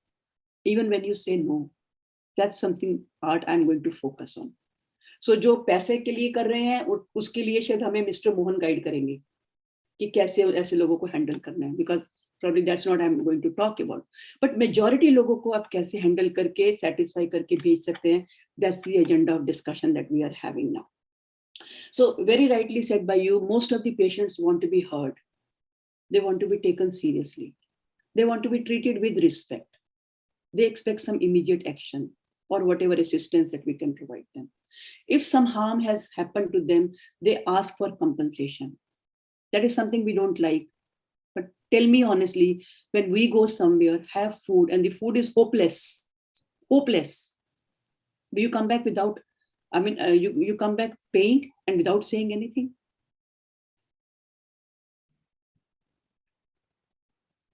No, you will complain. You will say the food was not good. And then you will expect them to either give you a second dish or some complimentary dish, or maybe even reduce the bill. So why are we surprised if patient is asking us for discount or compensation? We don't like it. We are not open to it. But that's the reality. You're charging. You're a service provider. There are some standards. And if you're not meeting those standards, they're bound to ask us. We may not like it. I'm repeatedly saying we don't like it because that has not been the norm. But many of us are doing it already. Let me tell you, we are not openly admitting on the public platform. Many of us do it when the time comes. We think, okay, it's better to get rid of this situation by paying something and just forgetting about it. But we don't like to admit and take this as a way of, resolving a solution. They may even ask you to reprimand somebody or punish somebody, because if somebody has deliberately done any harm to the patient or to the family, they may ask you for that. And they also want an assurance that this mistake will not happen again. And as in one of the answers, Mr. Mohan in the chat box has written, people standing on the front desk staff, they are the first contact person. If you pick right people, you can actually handle most of the situations smartly at that end.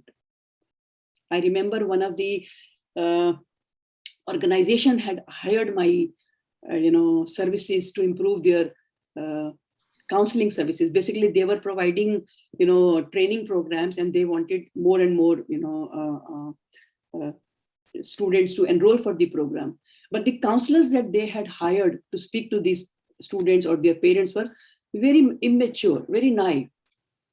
I said, your counselors are the person who are going to actually convert your potential, client to the actual client. So similarly, please focus a lot of energy and training on the training of your front desk staff. They are your spokesperson. They are the face of your organization. They should be trained to deal with situations in a very mature manner. They are your eyes and ears. They can come in and tell you, sir, ye nahi manega. Sir, isko main sambhal lunga. And in most of the situation, they should be capable to deal with that situation. ताकि आपके पास कम से कम problems आए. सिर्फ वो आए जो वो handle नहीं कर पाते. पर अगर वो हर प्रॉब्लम के लिए आपके पास आएंगे, आप कुछ और नहीं कर पाएंगे, आप दिन रात उन्हीं से जगल कर रहे होंगे. You may feel happy doing it, but then where is your growth? Where is your me time? Where is your focusing on more important issues? आप day-to-day operations को ही handle करते रह जाएंगे. So very smartly, have right people in the right place, train them, let them know. अगर आप नहीं कर पा रहे तो इसका मतलब है ये आपका failure है और आपको ये सीखना है. मेरे पास सिर्फ वो केस आना चाहिए जो कोई भी नहीं कर पा रहा, तब आप मेरे पास लेके आओ, then I'll handle it. This should be the parameter of training to them. Mr. Mohan, do you want to add something to the point? Ma'am, I had in the chat box posted this. It went unnoticed probably. I made a mention that talked about, yeah. The front desk usually doesn't have a chair for the visitor. They've got well-dressed but untrained staff sitting there who don't make eye contact. This is the usual complaints that I have noticed in many of the cases that I'm handling. They don't respond to them. They don't make the person feel comfortable. Offering a chair, offering a simple gesture as offering a chair and saying, sir, please sit down first. That makes a big effect. Even the doctor, when he has a conversation, it is better that he or she offers a chair to the visitor or the patient's attendant. Thank you. Thank you. I think that's a very good. So let me quickly share now with all of you the protocol. I'm going to share you the steps. And if you can, practice these steps and teach your staff these steps, I think most of the situations will be able to handle very, very effectively. So we are left with just 20 minutes before we start with the presentation by the participants. So let me quickly cover these slides that I have kept ready for all of you. Okay, one question that I want to ask here. I had sent a communication style questionnaire. Did all of you note down your scores with you? I had put a request with the no. That's what I was fearing, that most likely you will not note down your scores. If you haven't done, how many people have noted down this course? Write yes in the chat box so that I know. Okay. Okay. You have your scores ready with you. Okay. And those who are not ready, please write no so that I know how many no we have. Okay, one no. Shahrukh also says no. Okay, 2 people, 3. Dr. Venkatesh, 3. 3. Mr. Chatwal, yes or no? Dr. Chatwal, yes or no? No, ma'am. No. Okay, so that means 4 people do not have their scores. So we'll have discussion about it in the next session because that's a very important topic. And we are going to discuss assertive communication skills in all the 4 or 5 sessions that we are going to have from now. So those who have not noted down your scores, please take this questionnaire once again. Only thing is don't resubmit. Don't submit at the end. Take the questionnaire. After every 5 questions, you have to write the total of the scores. The same scores, please note down with you in your notebook for you. Is it clear, Dr. Puneet, or any doubt about it? Okay. So in total, there are 4 sections. After every 5 questions, you have to write the total of the scores that you have attained in the previous 5 questions. Write down there and then note down in your copy also. You need not submit the questionnaire because you have already submitted. So you don't have to submit the form, but make sure that you know your scores. Yes, Dr. Richa, I think that's one of the topics we are going to discuss at length, and I have spread it over all 5-6 sessions. So you will see a different flavor of assertion as a skill in different. So in this, I would just be talking briefly about, how do we normally respond? As some of you said, yes, passive responders. So a lot of time, the moment they will say, sir, क्या हमारी machine खराब है? Sir हाँ जी खराब है. और क्या कर सकते हैं? सर मुझे नहीं पता, आप एक बारी डॉक्टर से बात कर लीजिए. So that means I don't know, I have nothing to do with, I withdraw. Some people will become aggressive, who are aggressive reactors. So they'll say, तो क्या कर सकते हैं सर बताइए, मशीन है खराब हो सकती है, ये तो मशीन है, मेरे हाथ में थोड़ी ना सर, आप डॉक्टर साहब से बात कर लीजिए, आपको रिफंड चाहिए आप उनसे पूछो, मुझे क्या कह रहे हो, आप उनसे बात करो. So they will become aggressive, but there will be few who will actually try to look for solutions, and which is the right approach. So I think a very beautiful quote that I think have it for the last 30 years, which I really find very interesting, and that says, they only seem difficult to the extent that we don't have the skill to deal with them. Because what they bring to the table, we don't have the skill to deal with them. It's knowledge of that will make this situation, that there is a lack of knowledge, I can say, that makes the situation difficult. So if we know how to handle it, you can handle any situation. So these are a couple of steps that I want to share with you. The first step. Ma'am, before going, can you please explain once again what is the passive responders? Passive response. I will go in detail about all these 4 styles of communication, but briefly to tell you, passive responders will just listen and would not come up with any solution or any way to resolve the situation or help you in any way. You go and complain them कि AC काम नहीं कर रहा, ठीक है sir बता दूंगी. ना उन्होंने आपको कहा बता दूंगी, ना उन्होंने बताया, ना उन्होंने कोई action लिया. So they will just keep the information with them, but will not take any appropriate action. So passive communicator means they would not speak up, they would not take responsibility, they would not escalate, they will not take appropriate action. And don't worry, this is going to be a huge discussion we'll be having in the coming session. So when you are, sorry, somebody wants to say something? Okay, so as I said, If there is a complaint or a request, I think the first thing very important is to identify yourself and tell what you are and who you are and what is your role and how are you going to help. That's the first step that you need to do. Then also, please anticipate the kind of questions that you can get from them and be ready with the answers. If you think they're going to ask, like we said, what do they want? I think we have, these are the things they want to have. They want explanation, they want money, they want refund, they want compensation. So be aware of these options that the patient may come forth. So you be ready with the answers and solutions also. Explain the process and procedure in plain terms. Sir, I'm ready to help you. I want to help you. Please allow me to discuss with my team. So explain how you're going to do that. A lot of time they come with an emotional pain, which something we normally do not either notice, or even if we notice, we don't like to acknowledge or address. But it's seen, once you acknowledge their emotional pain, they feel better because somebody has been able to notice their agony. Somebody has been able to notice their pain. Empathize. This is just a brief. We are going to discuss it at length in the next slides.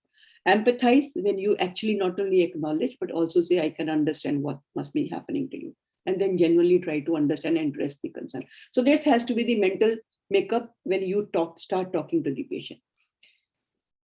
Step 2 is ask and understand their concern. So like Mr. Mohan said, offer them a seat, make them sit, talk to them and ask them, please tell me your problem. So when Dr. Puneet was trying to talk about his suffering and his pain and his irritation, I did not say a word. I kept nodding that I am listening to you. So very important is to ask and understand their concern. So if you ask an opening question, tell me, sir, what brings you to me? Tell me, how can I help you? So they'll come up with all the problem or complaint that they want to make you. Most of the times they want to be heard. So it's important to give them a safe place to express. If you're standing on the counter and speaking, there are a lot of people who are listening. If you can make out that this patient is upset, angry, aggressive, ready to fight, ready to cry, or can actually, become extremely aggressive, it's always good to make them sit and talk to them. Offer them a place to sit and then ask them, what can I do or how can I help you? When they're sharing their concern, it's very important to demonstrate that you are listening attentively. So whatever we have discussed in the last session, please practice those. Make eye contact, look at them, have expressions that are not threatening or anger or aggression. At the same time, keep nodding, slightly moving forward, leaning forward, shows that you are listening, you want to help them. So when you demonstrate these skills, a lot of time their suffering starts diffusing because they get to see there is somebody who's ready to listen to me. And then listening is an action actually. So if you're able to listen to their frustration, empathize with their plight, understand the situation from their point of view, and also try to understand what do they want that they are not getting, that will help you to actually identify the real cause of the problem. And when they are sharing their concern, please make sure that you stay calm and composed. Do not interrupt. Do not try to correct them. They may be saying something very wrong. सब patient से आप 10 patient यहाँ पर rule रहे हैं, सब ये कह रहे हैं, सब ने कहा मेरे साथ पैसा ले लिया. Maybe it's all they're exaggerating. I don't have to correct them. जैसे पुल गिर जाते हैं तो ये हो जाते हैं, आपके यहाँ भी हो जाता है. I don't need to, tell what are you talking and this all nonsense and irrelevant. You don't have to correct them. Let them speak, because when they are able to speak, they are able to ventilate. Don't be in hurry to justify yourself. And rather, I'll say, never offer the solution at the first go. The moment you will give solution, you will be on defense. And then mind your facial expressions and body language while listening. So if you look at the picture, what do you see in the picture? What does he kind of showing? Right in the chat box?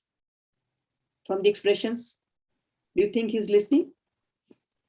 What are these expressions? Smug, absolutely. Absolutely. So you can see that.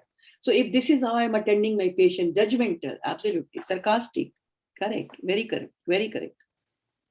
So you can see sarcasm, judgmental, smug, casual way, yes, not interested. I don't care what you're saying. You are just complaining. I don't care. So if this is the expression I'm showing, as we said, your action speaks louder than words. You don't have to say that I don't care. It's visible on your face that say what you want to say. Absolutely, I don't care for what you're saying.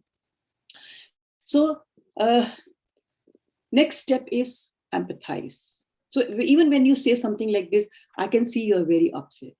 I can see you're very tired. I can see you're very concerned, and I completely understand it. That will help to communicate that you have not only acknowledged their feeling, but you're validating. It's perfectly understandable. Anybody in your place would be concerned or would be upset. Next step is reassure of prompt action. A lot of time we fear saying this. Whereas the moment you say, don't worry, sir, let me see how can I help you. That does not mean that I'm committing that whatever you're asking, I will do it. But I'm giving an assurance that I will do my best to resolve your problem. At the same time, we have to, of course, make an effort to reduce the suffering and minimize the damage. And we have to always keep the patient's welfare in sight. I think if that's in our mind, we will never do wrong to the patient or their family. For example, Dr. Deepak Singla immediately offered. I was surprised when he said, we'll move your patient to the emergency room. Let my doctors attend to your patient. That was a very, very smart move. What more anybody could have asked that I don't have to pay for it, but my patient is going to be looked after by the time we arrange for your MRI.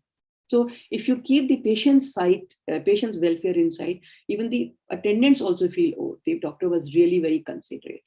Now my question to you is apologize. How many of you think this makes sense? Should we apologize? And how?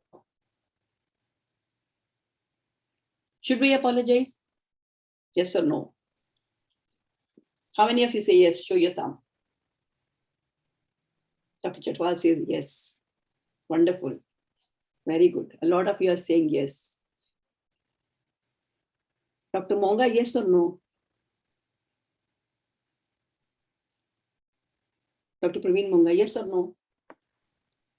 Some of you who did not raise your hand, I'm asking yes or no. It's okay. If you're saying no, it's all right. I'm not saying why you're saying no. I'm just trying to understand. Yes, most of the time it helps. Not always. Okay. Yes, most of the time it helps, but not always. Depends on the situation. Assess the situation. Yes, I agree. Be very careful by saying sorry in practical situation. I agree. Actually, sorry has two versions. Sorry has two versions. I think Dr. Azad has written something. Dear sir, sit down. First of all, I apologize for the incident. Or I apologize for the inconvenience. So actually, apology has two versions. And there are two ways of apologizing. I think that will open our mind to the term apology. So when you say I apologize for the inconvenience caused to you, so that means you are not apologizing for your action, but you are apologizing for the incident. So for example, one word, I'm sorry, is an expression of compassion. And the other version is expression of responsibility. So when you say, I'm sorry that this has happened, I'm sorry the MRI machine has gone out of order. So it's an expression of compassion than actually expression of responsibility. But in case if your staff misbehaved, and then you have to go out and say sorry for your staff's misbehavior, you will have to say, I'm really sorry for my staff's misbehavior.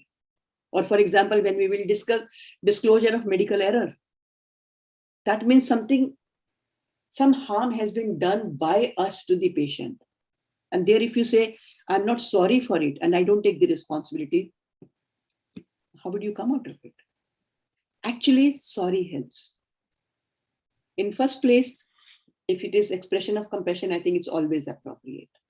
But if it is expression of responsibility, then only if actually some harm has been done by us, I think there's nothing wrong in saying sorry.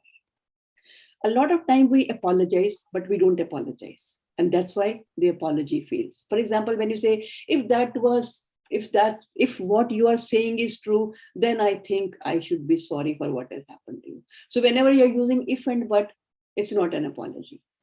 There was a mistake, but something like this can always happen. Again, that's an apology. No, that's not a good apology. I'm sorry, We cannot attend to individual requests. But again, that's not an apology. You're just using this word sorry for the sake of saying. Sometimes things like this happen and they are not in our control, and I apologize. Again, that's not an apology. The apology has to be clearly worded for what you are apologizing.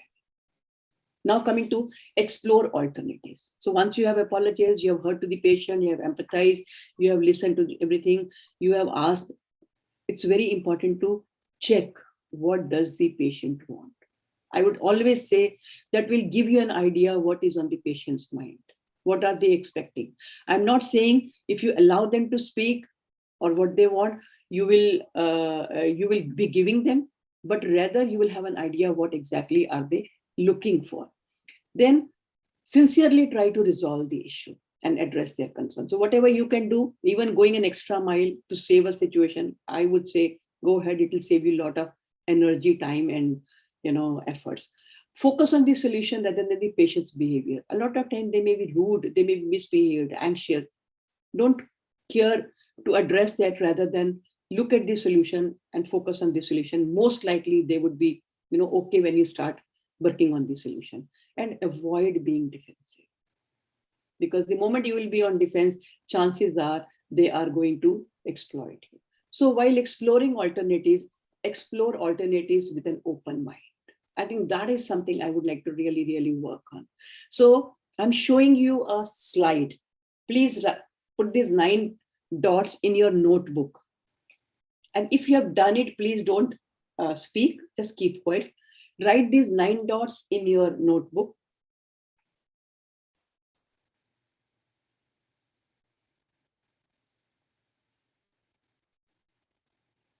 And connect these 9 dots with 4 straight lines without lifting your pen.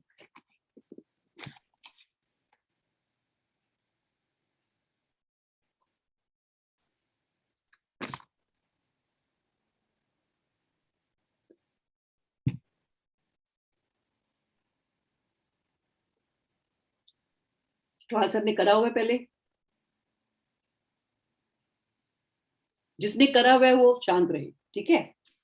सो अगर पहले नहीं करा हुआ तब try करना है, पहले करा हुआ है तो आपके पास जवाब है, फिर क्या फायदा? सो connect these 9 dots with 4 straight lines without lifting your pen. और किसी ने अभी पहली बारी करा है तो please show it, put it against the camera so that we can see. अगर आपने करा हुआ है तो सर बीच वाला डॉट रह गया ना डॉक्टर गुप्ता, नहीं वो करना है, उसको कनेक्ट करना है सर। 4.5 लाइन होगी ना, 1 2 3 4 5 लाइनें हो गई है। Why are we doing this? कुछ तो क्यूरोसिटी रहने दो।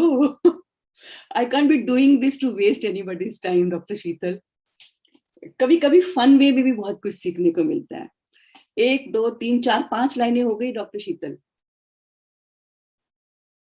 देखो फैसिलिटेटर का काम क्या होता है, आप तक मैसेज पहुंचाना। कैसे पहुंचाना इसकी लिबर्टी तो आप फैसिलिटेटर को दे सकते हो, isn't it? है ना? Anybody else who has been able to do it? Doctor Chatwal कर पाए? नहीं कर पाए। करो, कोशिश करो। You know, a study by Harvard says every problem has minimum 4 solutions, and every solution should be tried at least 4 times before you give up. There are 16 opportunities to solve a problem.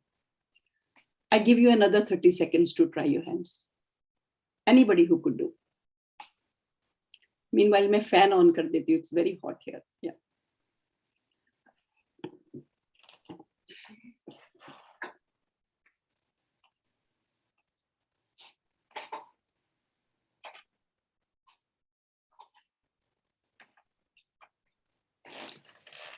Oh.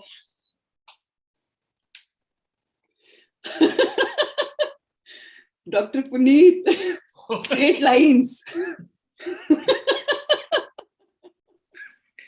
But I'm very happy you're trying. I think that's beautiful that you are trying. Yes, it's a creative problem solving, Mr. Vijay. I agree with you. किसने बनाया? बनाओ, दिखाओ doctor. कितनी? नहीं, 5 लाइनें हो गई भाई, 5 लाइनें हो गई। चलो मैं दिखा देती हूँ.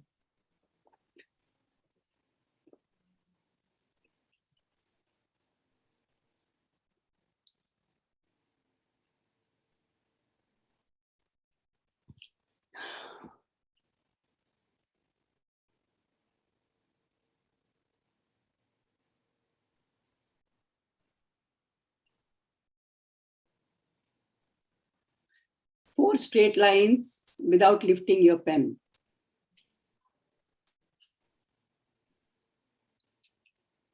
ये तो 3 में ही बन गया.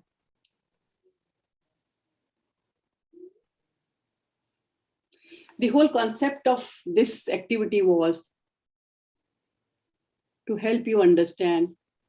You will have to actually go out of the box finding solutions. These are new problems. These were never there 10 or 15 or 20 years ago. You will have to be really, really very smart to find solutions. So you will have to go out of the box. See, we were all trying to make a box because that's what we have learned. Similarly, in all difficult situations, in all difficult communications, very smartly, you'll have to find solutions to complex problems. Dr. Sheetal, I hope it justifies the activity. Exactly.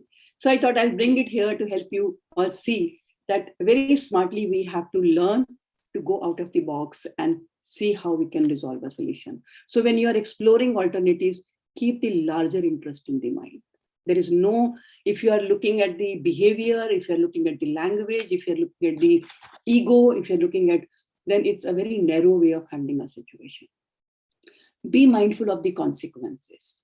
Sometimes small things said and done can lead to disastrous consequences. Be careful what can be the consequence. Assert when the expectation is not doable. And assertion is being able to say what you want to say in an honest, open, positive, and respectful manner. We'll talk about it at length. We'll be discussing assertion at length, and I'll be showing you a couple of videos also that will help you to understand what exactly I mean about assertion. A lot of time, patients may want something, they want refund, they want compensation, they want to give more money or whatever. If it is not doable, we have to say no, but we don't have to be aggressive or passive aggressive when we are saying. We can assert by using right language, right words, right body language. And in case if it is not in your authority, assure the patient that it will be escalated to the right or higher ups for appropriate action. Care has to be taken when you're escalating. Do not poison the mind of the next person, because the moment you'll create that bias, that person will start looking at situation like you and thinking like you. Then probably the person will not be able to come out with the right solution. So it's always good to put the situation to the next person with the request to see how we can resolve it. Because the approach has to be, how do we resolve the situation? Couple of things that will help you, if you can remember when you're doing, address their concerns genuinely. I mean, attitude of I don't care is not helpful. If you say I don't care, they will also not care for you. Not a good one. Tit for tat. Suppose if they are rude, they are misbehaved, if you become aggressive, you also lose your control, you start shouting at them. Not a good idea. That's not going to help you. Please don't think of doing tit for tat. We are in the service industry. We have a lot at stake. We can't misbehave the way they are misbehaving. Try to see their perspective and help them see your perspective. A lot of time they are right and we are also right. Only thing is, can we make them understand what is doable and what is not doable? So when I say, sir, I understand you want 40% discount or 30% discount, but that's something not possible. That's something I cannot do. That's not in my authority. I'm an employee here. Please understand. At the most, what I can offer you is this. And then you assert. So a lot of time when you're able to understand their perspective and show them your perspective, you're able to resolve. As I said, instead of arguing, assert. So assertion is when you're able to express yourself in an open, honest, positive, confident, and respectful manner. This is not in this slide, but yes, that has to be part of the communication. So when you, some communication tips that will help you to handle a situation when you are there. Take a deep breath before responding. Rather, couple of deep breaths before you get into a discussion or talk like this. Don't speak for the sake of speaking, rather listen and observe. It will give you a lot of cues how to handle the situation. Be mindful of your eye contact. If your eye contact is aggressive, intimidating, it's not doing any good. If you're not making eye contact, that shows that you are not confident or you don't want to handle it. Mind your words. A lot of time we say something, we don't mean it, but then it does more harm than any good. Mind your tone of voice. I think a lot of time we are saying things right, but the tone of voice is rude, authoritative. Again, that's going to spoil the conversation. When you speak, speak in a slow, confident, and clear voice. Mind your facial expressions. Expressions of rudeness, irritability, frustration, or sarcasm will spoil the game. And then mind your body language. Looking like, somebody who's very aggressive, closed, irritable, all that is against the dialogue, against the communication. A very important thing that is self-aware. A lot of us behave very differently in such situations. We become aggressive, we become loud, we become rude, harsh. We don't know. So it's important to know, how do you feel in that situation? How do you behave in that situation? How do you handle those situations? So don't ignore your feelings. Rather, later on, sit and see how you can change your feelings and become more controlled in a situation. Know your hot buttons. By the way, what are hot buttons? What are hot buttons? Triggers. Patient से लंबी चौड़ी बात हो रही थी, सब कुछ ठीक ठाक निकल गया, लास्ट में बीच में जाके से बोला सारे डॉक्टर्स चोर हैं. That's a hot button.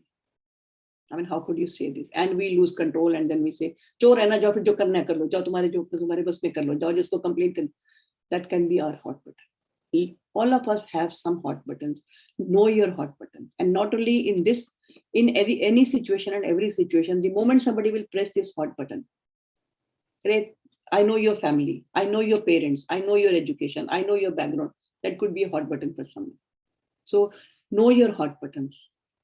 And in case if you are upset and you think you cannot handle it further and there's a possibility that communication may break down, it's better to hand over to somebody rather than dragging and then getting into a another problem. There's something called stop loss button. Have you heard of this term? Stop loss button. So I was reading this book by Dale Carnegie about how to stop worrying and start living. In that book, he made a mention that he initially was practicing investment. Yes, in trading. Oh, very good. I'm glad Dr. Moka knows. In trading, that's the button. So when you invest and when you give this responsibility to somebody to invest on your behalf, so you decide a figure. So for example, I bought a share for say 1,000 rupees. And in case if the value of my share falls to say 900, so I have given my communication to my investor. The moment the value goes less than 900, don't check with me, please sell the share. So that is the bottom button where you say, okay, beyond this, I refuse to bear the loss. So this concept I read in Dale Carnegie's book, How to Stop Worrying. So we do things, a lot of things that we do, and we don't see what we are going to lose in that bargain. So all of us must have stop loss button where we know beyond this, I cannot go. Similarly, when we are having a discussion or an argument or an aggressive reaction, we need to know about the stop loss button. Beyond that, I think it's going to be a huge, huge loss. So you should have this, very clearly spelled out so that you don't go beyond that loss. A lot of time we argue or we take actions without thinking, and it leads to huge losses. So we should really know beyond what point I cannot take losses. Step 8 We have discussed till step 7. So step 8 is after resolving the complaint, after you have been able to find one good solution that works for you and works for your client, don't forget to document how you handled everything. So name, the contact details with whom it happened, background situation, briefly, what was the situation, how the patient defined the problem, how you responded, the options you described, then what was actually agreed upon, then any suggestions regarding the solution that you get from the situation. And then in case, like if you want the person to reach to you, then how can they reach you or question you or report on result. So all that has to be part of the report that you will be documenting. Usually we resolve things, but we don't document. So when you don't document, there's so much that we can learn from these cases and see. And also it comes as an evidence that, okay, this patient came with these things and I really helped them on always. And tomorrow they say you are not helpful, you can say 10 times you came to me and I've helped you every time. So you can't say that I am of no help. Step 9, and the last step is debrief.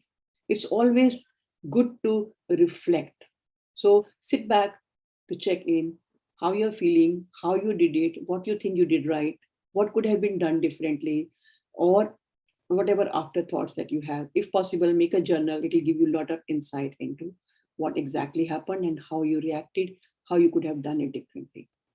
Discussing with colleagues is also a very good idea. A lot of us hesitate talking to colleagues, but let me tell you, all of us are struggling or facing similar situations. If patients are coming from the same society, that means all of us are facing more or less similar situation. It's a good idea to discuss with colleagues and see how they are resolving it. Read relevant material. A lot of material is available on Google. If you will read the material, you will get great insight into how things can be handled in a more professional way, rather than just believing I know the best and I do the best. And then work on upskilling.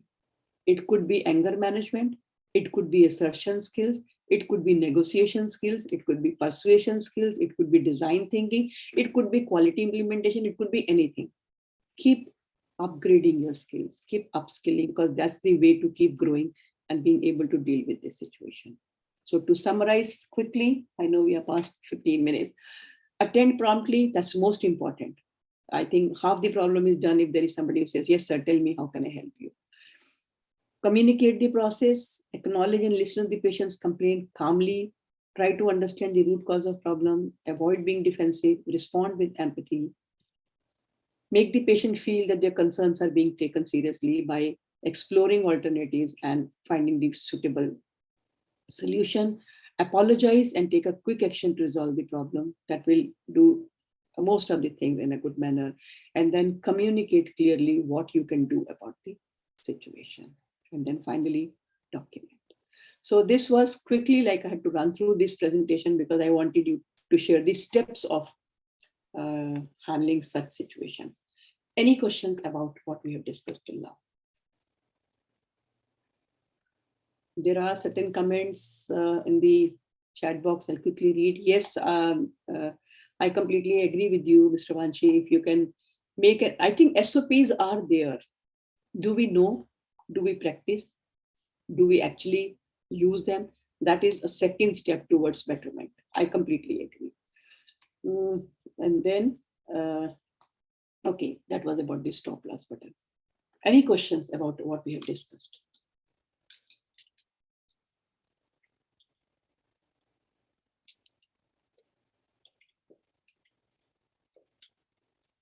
No questions? Is it helpful? At least this much I can ask you. Because usually we take this quite, the way we can handle. I think there are a couple of comments. Let me quickly read them. Very much helpful, definitely. Thank you. Biggest problem with communication is the myth that it has occurred. Yes, I think Bernard Shaw said this. We normally think we are doing it well. But I completely agree. I think it'll add a skill to your kitty. It'll give you some idea how differently we can handle it. Let me now, if there are no more questions and comments, let me quickly send the feedback form before we move on to the presentation by the three presenters. Let me copy and paste in the chat box. Okay, there we go. I've shared the link to the feedback form. It won't take more than 2-3 minutes to complete this before we move further.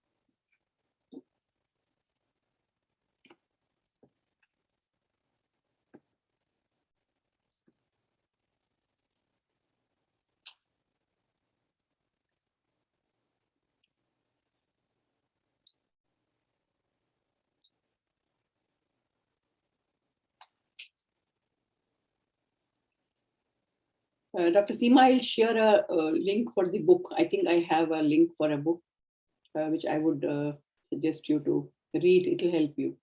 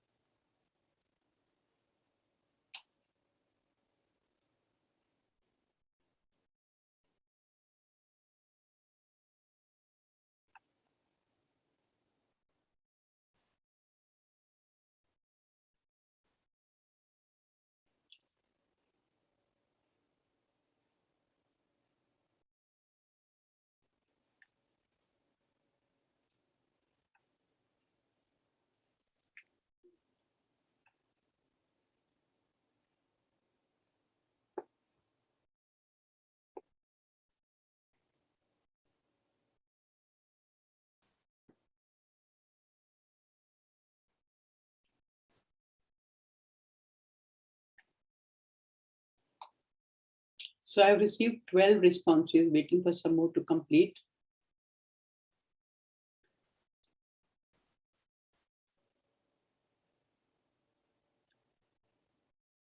Yeah. So meanwhile, if all of you are ready with your presentation, who will present first?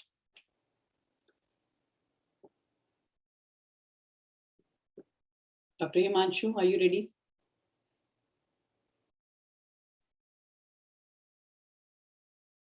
Okay.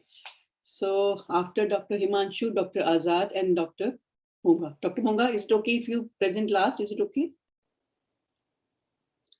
So I am giving the screen sharing rights to all of you.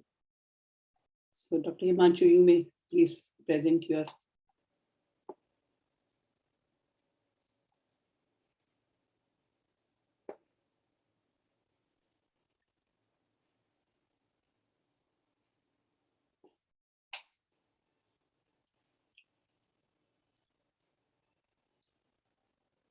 So if you wish to start without the presentation first, even that's okay.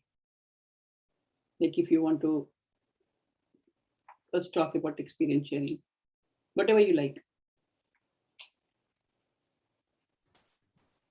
So can I start, ma'am? Yes, please go ahead. Yeah. Thank you so much for giving this opportunity to share on my side of exercise given to me. I would directly narrate what has happened and how it was handled. So we all would be very close to what I'm going to narrate is about a mob reaction, which is sometimes a very common scenario in many of the hospitals. And the mob reaction happened in casualty, and this was going really bad. And as per the responsiveness, there is an order of responsiveness in our hospital where if the matter is not handled in first 15 minutes, it goes to the supervisor, and then it within next 10 minutes, it comes to directly the administrator of the hospital. So being administrator of the hospital, I got involved after 25 minutes of all that what was happening in the casualty. And CPR was going on, and there was a big threat that if anything is not recovering, we are going to get a big event of mob reaction in the campus. So while everything was happening in first 15 minutes, I was observing because information was there up to me. And looking into the whole activity, I realized that there are certain bystanders and there are certain who are fueling up the whole crowd. And I realized that the whole mob is from a specific area, and that area is very close to our hospital. So while the frontliners were acting on handling the situation, I just explored who is the best person who can support me during this time of mob reaction. And I realized then why not to involve the person to whom this whole lobby belongs. And that is the leader, that is the Nagar Sevak of that area. And I called him mentioning that something is really bad at our hospital and I need your help. And the moment I use this tool that I need your help, I realized that immediately there was a positiveness from this side, and he said, okay, I'll reach the hospital within some time. While he was moving from his place, I went to the casualty, and because I am not known by face to all those who were standing there, so I just started asking people what is going wrong, and I just took the stock of the things that how the things are happening. And I realized that the case is not which has been deteriorated in the hospital. It's a person who was drunk and had a bad fight with two of his other known people. And he was badly beaten with, a lot of rods and everything. And he had a real bad injury. And now the team wants that there has to be a survival, and the young guy of 27, 28 years. So they just wanted to pass the complete load of issues to that we have got the person to the hospital, and now it's the hospital's responsibility to safeguard everything. And immediately I understood that here we have to be very alert, because now the threat is to the doctors of the casualty, the equipments of the casualty and everything. So I said, okay, fine. Let us move to a place where we can sit and discuss what exactly you want from us.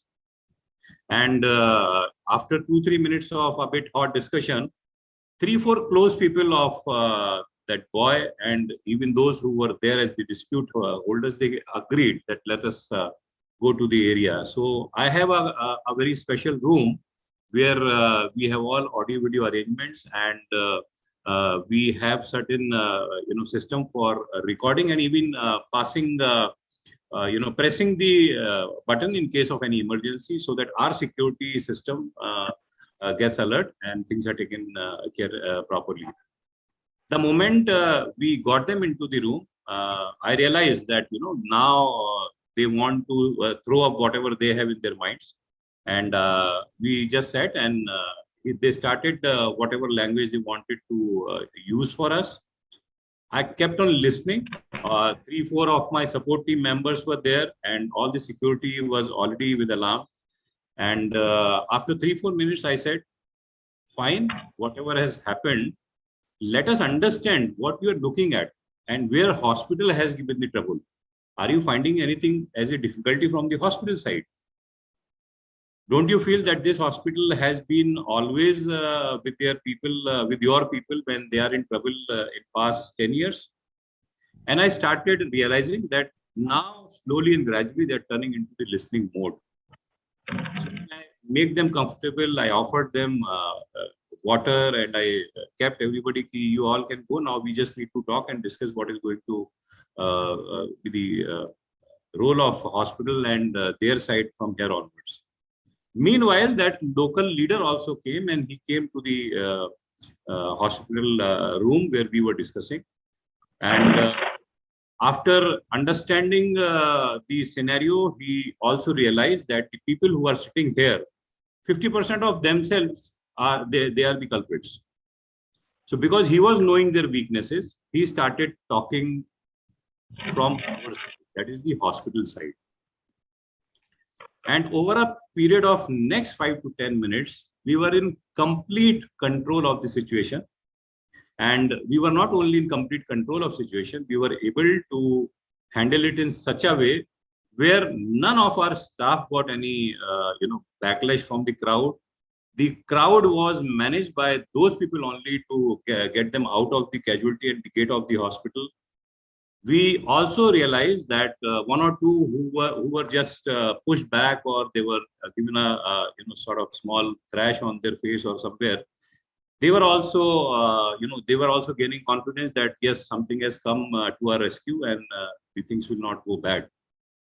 At the same time, though the local leader was involved, though the things were under control, we always have initiated the help of the police. So all 3 things were going simultaneously. With this, we were able to handle the complete scenario. We were able to get every help within a specific period of time, not immediately, but within a specific period of time. And ultimately, we were able to make sure that nothing is an allegation towards the hospital. Our realization of what exactly has happened was known to everyone. And the moment the local leader who came for our help started talking about that this is nothing to do with the hospital and you please leave the campus, and I have talked to both the side, and I realized that hospital is giving their best. So let them give their best. Even there are other 1 or 2 people who have got a good amount of damages. One is already in bad shape. Let them take to the necessary care unit, and let others to be given good care. And within a fraction of another 2 to 3 minutes, the whole situation was properly controlled. And that has given us a good plan of action for rest of our life. And we have created a very good SOP on the same grounds that how to react when you get a mob reaction. So this is what I wanted to share, and the topic of my presentation now, you must be knowing that this is experience sharing for communication. So I hope you were able to relate. Now I want Himanshu, yeah. Dr. Himanshu, we got so engrossed in listening to your experience that we forgot that the topic of the discussion is experience sharing and not mob management. Yes, yes. So how powerful is this tool? If you could now tell us about the do's and don'ts and then benefits, that will be really, really very nice. All right, sure. But before that, ma'am, I want to ask 2-3 questions. Sure. So I would request each one of you who is willing to answer to please respond. My questions are very simple. Do you relate to this situation? Yes, very much. So what is your take when we discuss this situation?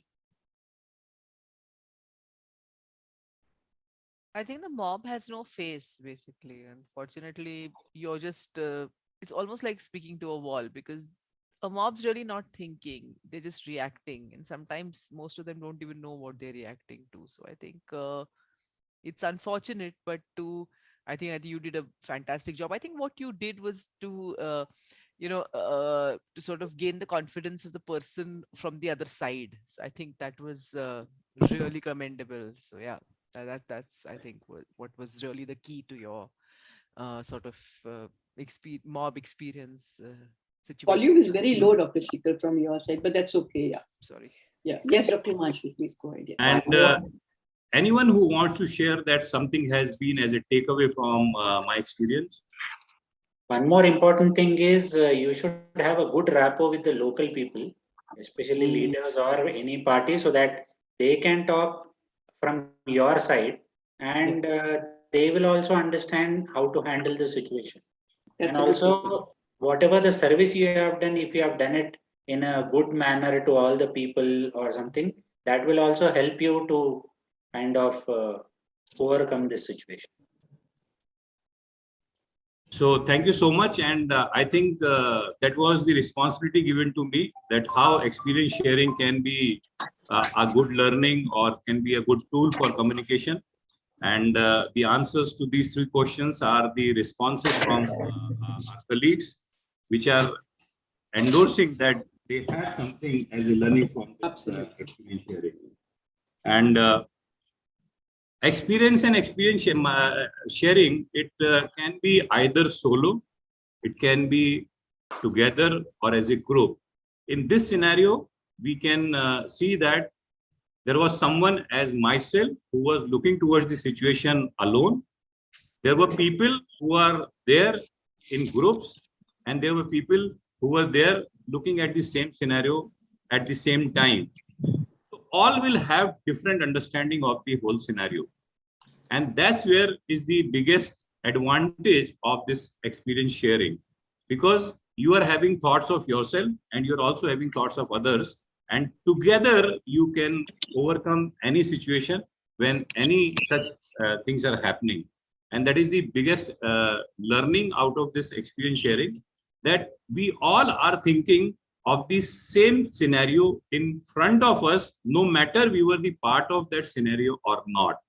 So that is how this experience sharing gives you a clear understanding that on what pathway things happened and how you were able to approach towards it. Then what are the advantages? I think with the situation itself, each one of you were able to connect that yes, mob reaction happens in a healthcare setting, and whatever was happening, you were able to understand the public reactions, you were able to understand the settings of that reaction. And that is how is easy to make you realize the importance by sharing the experience. It is impactful. Madam rightly said that she got engrossed that whatever is going on, she was able to go as an experience herself. So that is another advantage of this tool. Then it facilitates acceptance. And that is what we were able to achieve out of this whole episode, that whatever we were doing there, it was not just as a response, it was also how to facilitate, how to do the things in a right manner. And at the end, when we are doing all these things properly, the results were positive outcomes. We were trying to handle such a certain situation, and we were able to handle those situations in a right manner. Not only in a right manner, drafting a SOP for the organization if anything goes wrong in future as well. What are the disadvantages? Noise. Yes, when you are doing this experience sharing, sometime it happens that people would try to break the conversation, or you will try to interrupt. They will have assumptions. You might have done this because you were able to do this. So there could be a lot of assumptions which if not clearly mentioned, may take it in a different tone. Distractions as well, because if you are not completely into that understanding of the experience sharing, then probably you may not like it and you may not relate with it. So that is another disadvantage of it. Linguistic barrier, yes. If to whom you are sharing the experience is not the same what you are talking about, not in the same language or not in the same settings, probably that will prove as a barrier to the communication. And maybe a sort of prejudice. You are thinking something else, or you have a preset idea that this might have worked because of this. So all this may not allow you to you take a complete control during the conversation or the communication. Thank you so much. Thank you, Dr. Himanshu. I think it was a wonderful presentation and wonderful experience sharing. So friends, I think experience sharing is a very, very powerful tool, very, very impactful tool to engage your audience, to create interest, to create curiosity, because the way he was explaining us, I think all of us got engaged. How did he really resolve the situation? How did he really handle it? So when you are able to use this tool with your adult audience, especially, they automatically start thinking and imagining what he could have done, what could have been done differently. So I think it is a very, very engaging tool, and use it as often as you can. Even in the beginning of a session, when you start with your experience sharing, for example, in today's session itself, when I started about how do you resolve complaints, so probably resolving complaints could have been something, it's okay. But when I brought in two very real life cases and told you the consequences of not handling the situations in a sensible way can land up us into major problem, it actually highlighted the importance of managing that topic.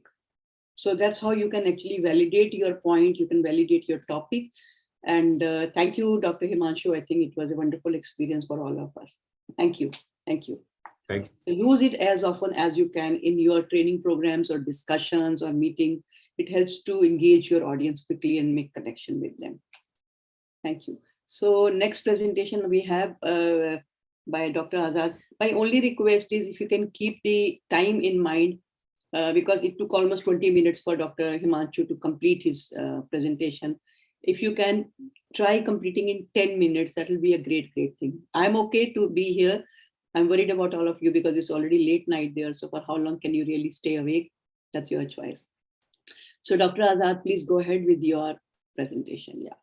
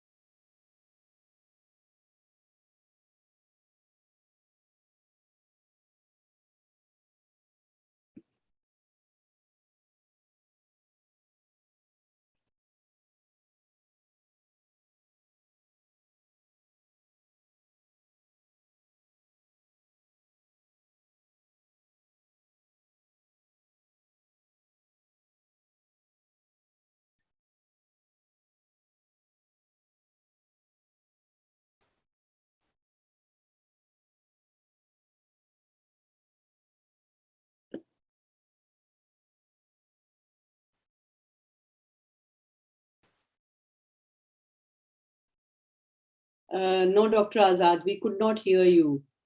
We are not able to hear you. You have to unmute your device. Your device is on mute mode.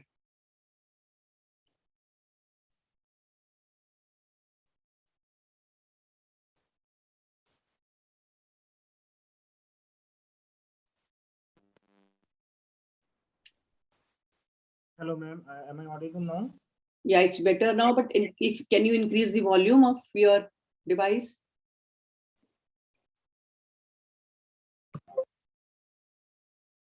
Okay, madam. Yes, better. Thank you. So, welcome everyone to my presentation on guidelines for making an impressive PowerPoint presentation. So, I will share it's already more than 10 o'clock in India time and Bangladesh time. Almost it's 10:45. I'll not take very much time in this presentation. I'll share a few tips how we can make our PowerPoint presentation impressive. So let's start the presentation. First of all, the text we share in our slides should be big text. You can see the text size in my slides. So the bigger text size make more visible, more readable to audience. Yeah. And how can we estimate the bigger size in text? After making the presentation, you look the slide from 2 meters away. Then you will understand much whether the text mentioned in the slide is okay or not. Keep your presentation short and simple. We always use a word keys that means keep it short and simple. So the short and simple presentation makes the audience more attractive and is more readable and more enjoyable as well. Don't use multiple backgrounds in your presentation. Here I have used only one background in my presentation. So multiple background in a presentation is not suitable for audiences. Use contrasting colors for text and background. The deeper in the deeper background, light text is suitable more. So for example, I have used a dark background here in my presentation, and contrast color, white text color I have used here as color contrast. We have already noticed our dear ma'am share information with graphs, with photographs, with images in every slide. So this is very much important to attract audience to share the information with graphics, with photograph in PowerPoint. Already we have been showed many videos in our slide as well from Madam. So it is very easy now to add a video by YouTube link in our presentation. It's give more attraction to the audiences. I have already mentioned the charts and graphs can help us to tell stories with data.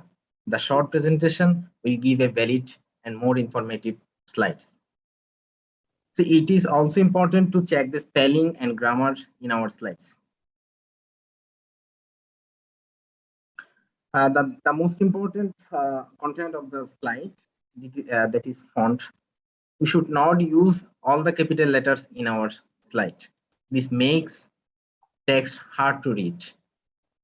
We should choose appropriate fonts such like Times New Roman, Calibri, Arial that make sure that we are choosing fonts that are professional. We should use the same font for all the headlines and all the body contents in our slides. We should avoid long sentences, as well as we should avoid abbreviations and acronyms in our slides.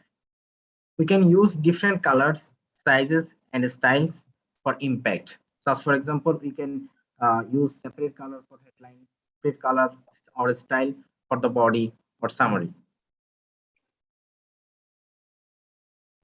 And the most important is we should limit the information to essential. The explanation, the more explanation, including in the slides, are less attractive to the audiences. We can explain verbally, but we should make the slides to the only essentials informations. We should limit the number of slides and limit words on our slides as well. I think 5 to 6 words in a sentence are more readable to audiences and are more attractive to the audiences. I personally slides when I attend in a presentation, I personally notice the number of slides while starting at the presentation. So this is also very much important. So for example, our madam only shares 30 to 40 minutes slide presentation and 1.5 hour almost role plays, activities, experience sharing. So this is also learning for us. The use of less number of slides make the presentation more attractive. And we should limit our animations, transitions, etc.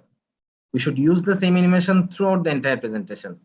There are many options of animation in the updated PowerPoint presentation, but we should fix only one animation throughout the presentation. We should keep enough space on the slide that will enhance readability. So for example, here after each line, I I kept one line space and not used 5 to 6 sentences in a slide. Overuse of special effects such as animations, sounds, transitions may negatively affect our credibility. We should use only good quality images. We should not use several small images. We can use good quality 1 or 2 large images to convey our message. That is very important. And we can check all the images on a projection screen before the actual presentation. That is during our rehearsal, during our practice hour. And that time, if we can feel that the image in our projection is not looking well, we can change it easily. So rehearsal before doing presentation is also important. Let's see 2 examples. I have used a very busy background here, a deep background here. The gradient was heavy, so the content in the slide is very difficult to read. So we should choose plain background to improve accessibility, as well as plain background with contrast text color. And see here the font choice. First line is the font is too fancy, and second sentences is too small, and the third one too large. Fourth one, the color contrast to the background and text is not suitable. So this is not readable actually. And the last one, I have used all the capital letters in one sentences. So it also make the text harder to read. So our ultimate goals is to convey a message effectively by text, by color, by background, by using image, by sharing YouTube links, by sharing videos, etc. So let us summarize the session to make our presentation, PowerPoint presentation impressive. Dr. Azad, your voice is not audible. Can you come closer to the mic? Yeah. Okay, ma'am. Now is it audible? Yes, it is better now. Thank you. Okay. So the summary of our presentation to make our PowerPoint presentation impressive, the summary is we should use bigger text in our slide body. We should avoid long sentences. 5 to 6 words in a sentence is enough.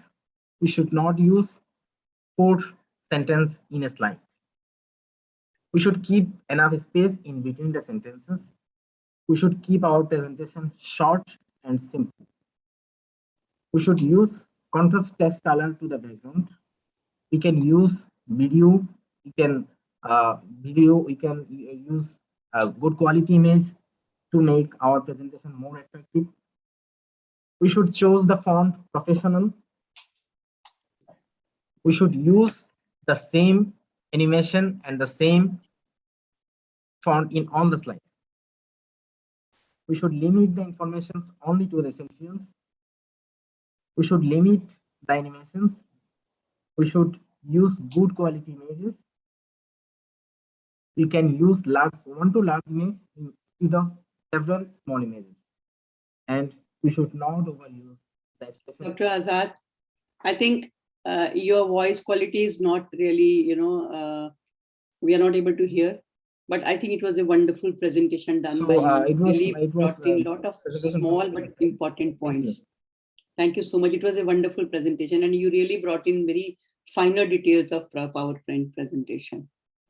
Wonderful. Yes, I agree with Mr. Vijay Kumar. Simple yet very effective tips. Absolutely, I agree.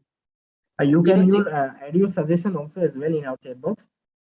You share your thinking with us.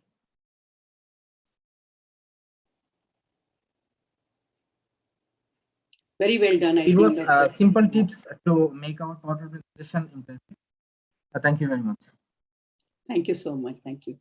I never thought that this could be a topic of pedagogy, but then some of the presentations when I received from the previous participants, I thought, no, I think even PPT has to be done, learned how to be done. So we decided that we will have a topic as a PPT presentation.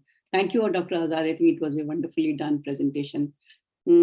Yes, the last slide could be the take home message. I completely agree. Very well done. Very nice presentation. Wonderful. So I think we congratulate Dr. Azad for making a good presentation and on time. Thank you. Thank you so much.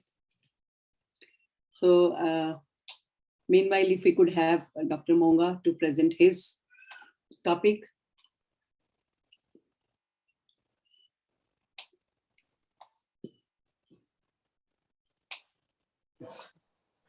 It's not allowing me to share my slides. Yes, I've already given that. Are you having any challenge in sharing your slides?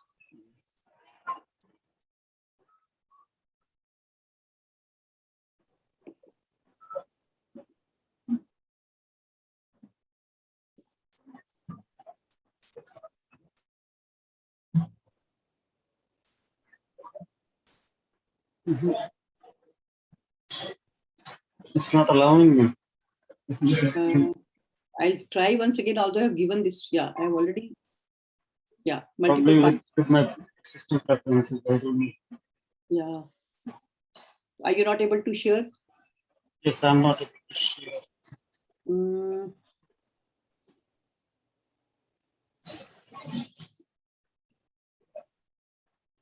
I've redone it.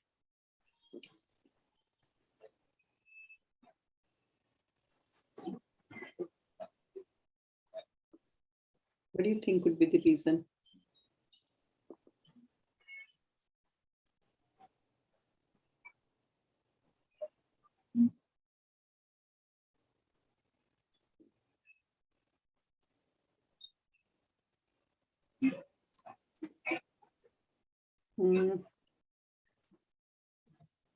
If you share the presentation with me, I can share from my end if you're comfortable. Yes. Should I send it on your mail? You can send me on email. I'll immediately open and show. Yes.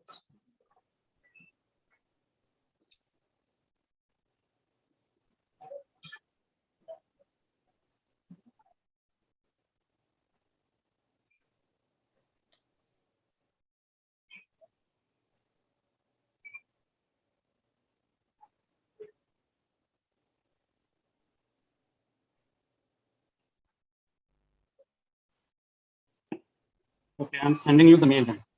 Sure.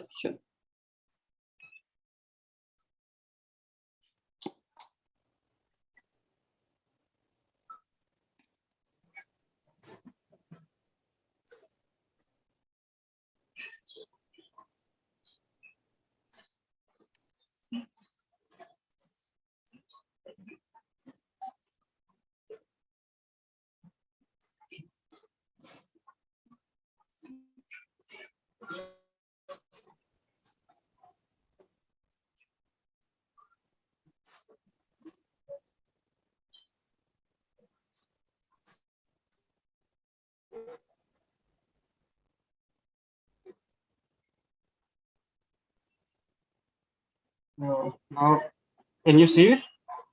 I haven't yet received. Have you sent? Oh, yes, we can. Now, yes, we now can. Can you see the slides? Yes, okay, we can. I can start the presentation. Sure, okay. Thank you. Okay, very good evening, friends. My topic is brainstorming as a way of facilitation. So what is brainstorming? Brainstorming is basically generation of ideas by involving different people having different ideas from multiple people. It is traditionally used for finding solutions to the problem. How can always be used as a tool for facilitation. We will start with a small activity. I would request, we were doing workshop on communication with pre-operative workup on surgical patients, and we were discussing contents, what should be the contents of informed consent. So I would request everyone, all of my friends, to write in the chat box, what should be the contents of informed consent for surgery. Can you please write your views?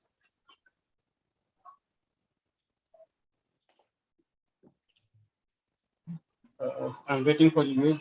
Yes, definitely. Risks, benefits, alternatives. Good. Name of the surgery, definitely. Information sheet means addressogram. Yes, definitely. The diagnosis should be there. The cost factor should be definitely there. Yes, yes. Any other ideas, friends? Name of IEC. IEC. Oh, complications. Well, okay. Risks. What are the risks? What are complications can be there? Yes, definitely. Lots of place to write apart from printing material. Okay. So to write different things in patient's own words. The recovery means recovery. Okay, it should be printed. Risks of surgeries. We already listed. What can be the complication and prognosis. Prognosis should it be part of the consent? Good. Definitely name of the doctor and signature as well as date and time. The language should be understandable and the signature of the guardian and all. Yes, it should be bilingual. Bilingual. So friends, as we see, we are getting so many ideas. What should be the contents of the informed consent? Now, I would request one or two of my friends to speak on this, just 3 or 4 points, if you can see. I would request Mr. Mohan to speak on it. Mr. Mohan, can you please unmute and just say a few words? What should be the contents of informed consent?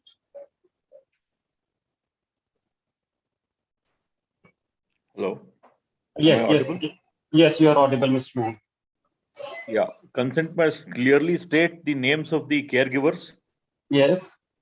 The risks and consequences. Yes. The alternatives available. Oh, yes, yes. Limitations of the procedure, if any.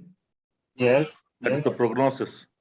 Yes, yes. So many ideas. Thank you, Mr. Mohan. So many ideas. Thank We are getting what should be the content of informed consent. Now, I would request another of our colleague, Dr. Sheetal. Dr. Sheetal, can you please put some more ideas? What should be the content of informed consent?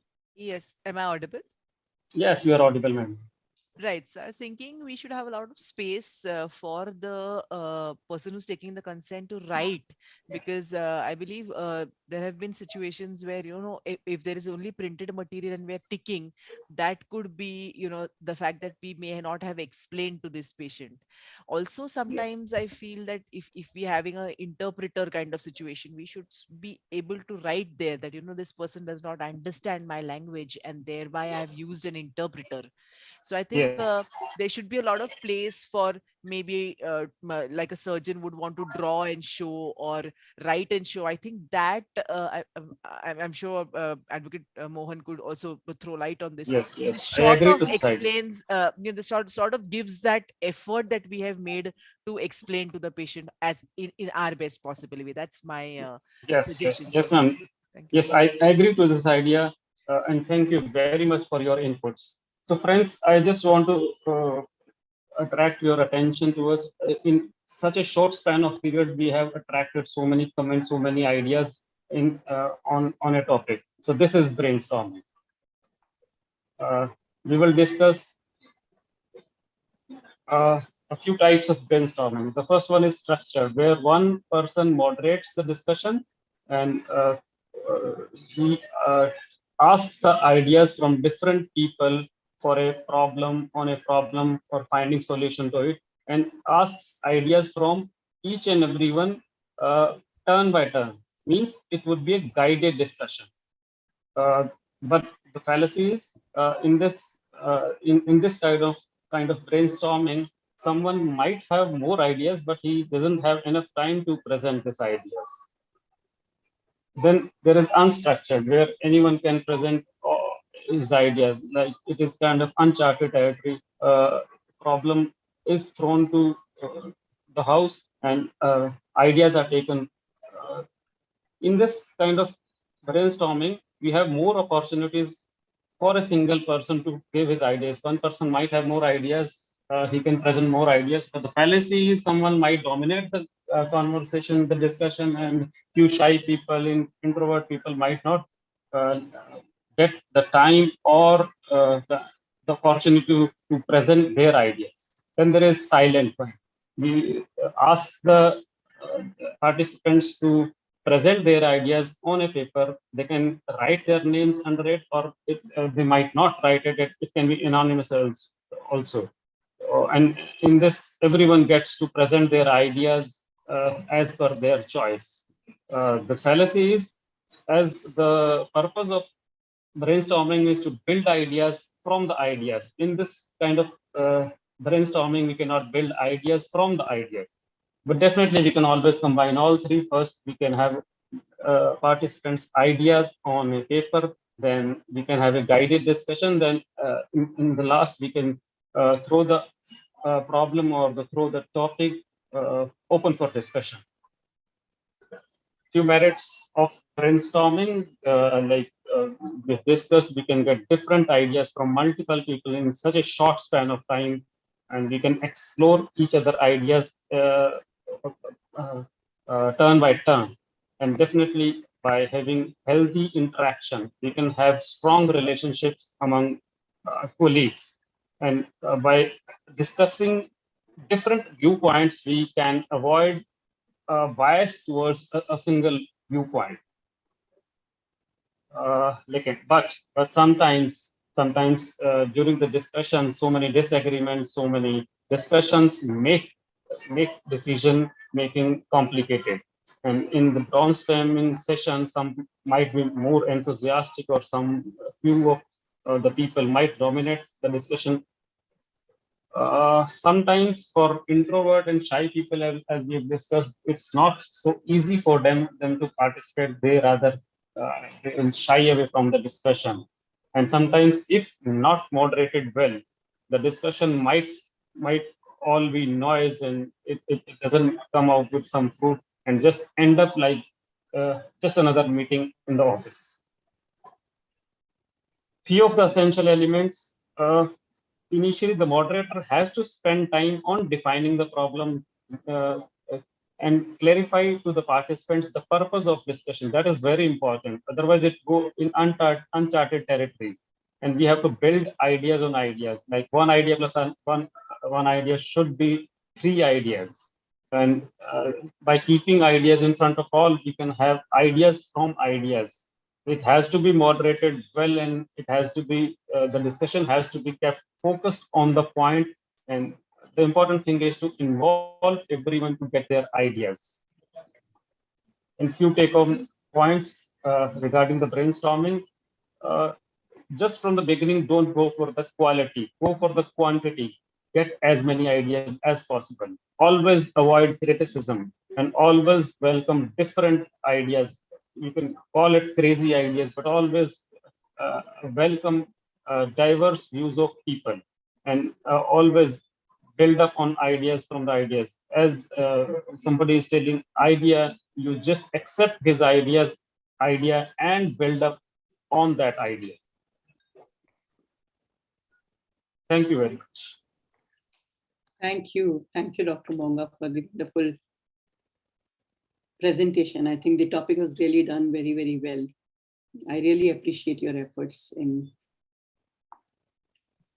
explaining brainstorming, and the activity that you took was very interesting, and it really showed how you can generate ideas within few minutes.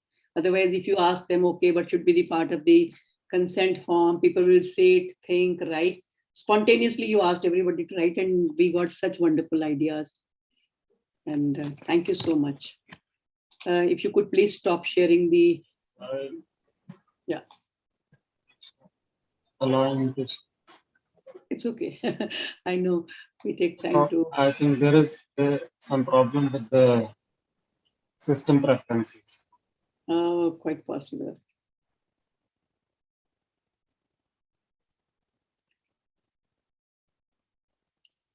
There must be an option to stop sharing.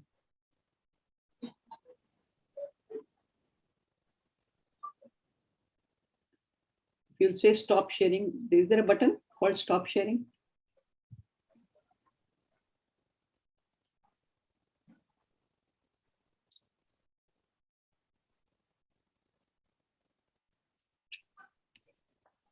I think it should be. So meanwhile, I'll answer Dr. Seema's question. She says, is it somewhere linked to Socratic questioning? Socratic questioning is something where you want to actually bring a point by asking questions to think about an issue.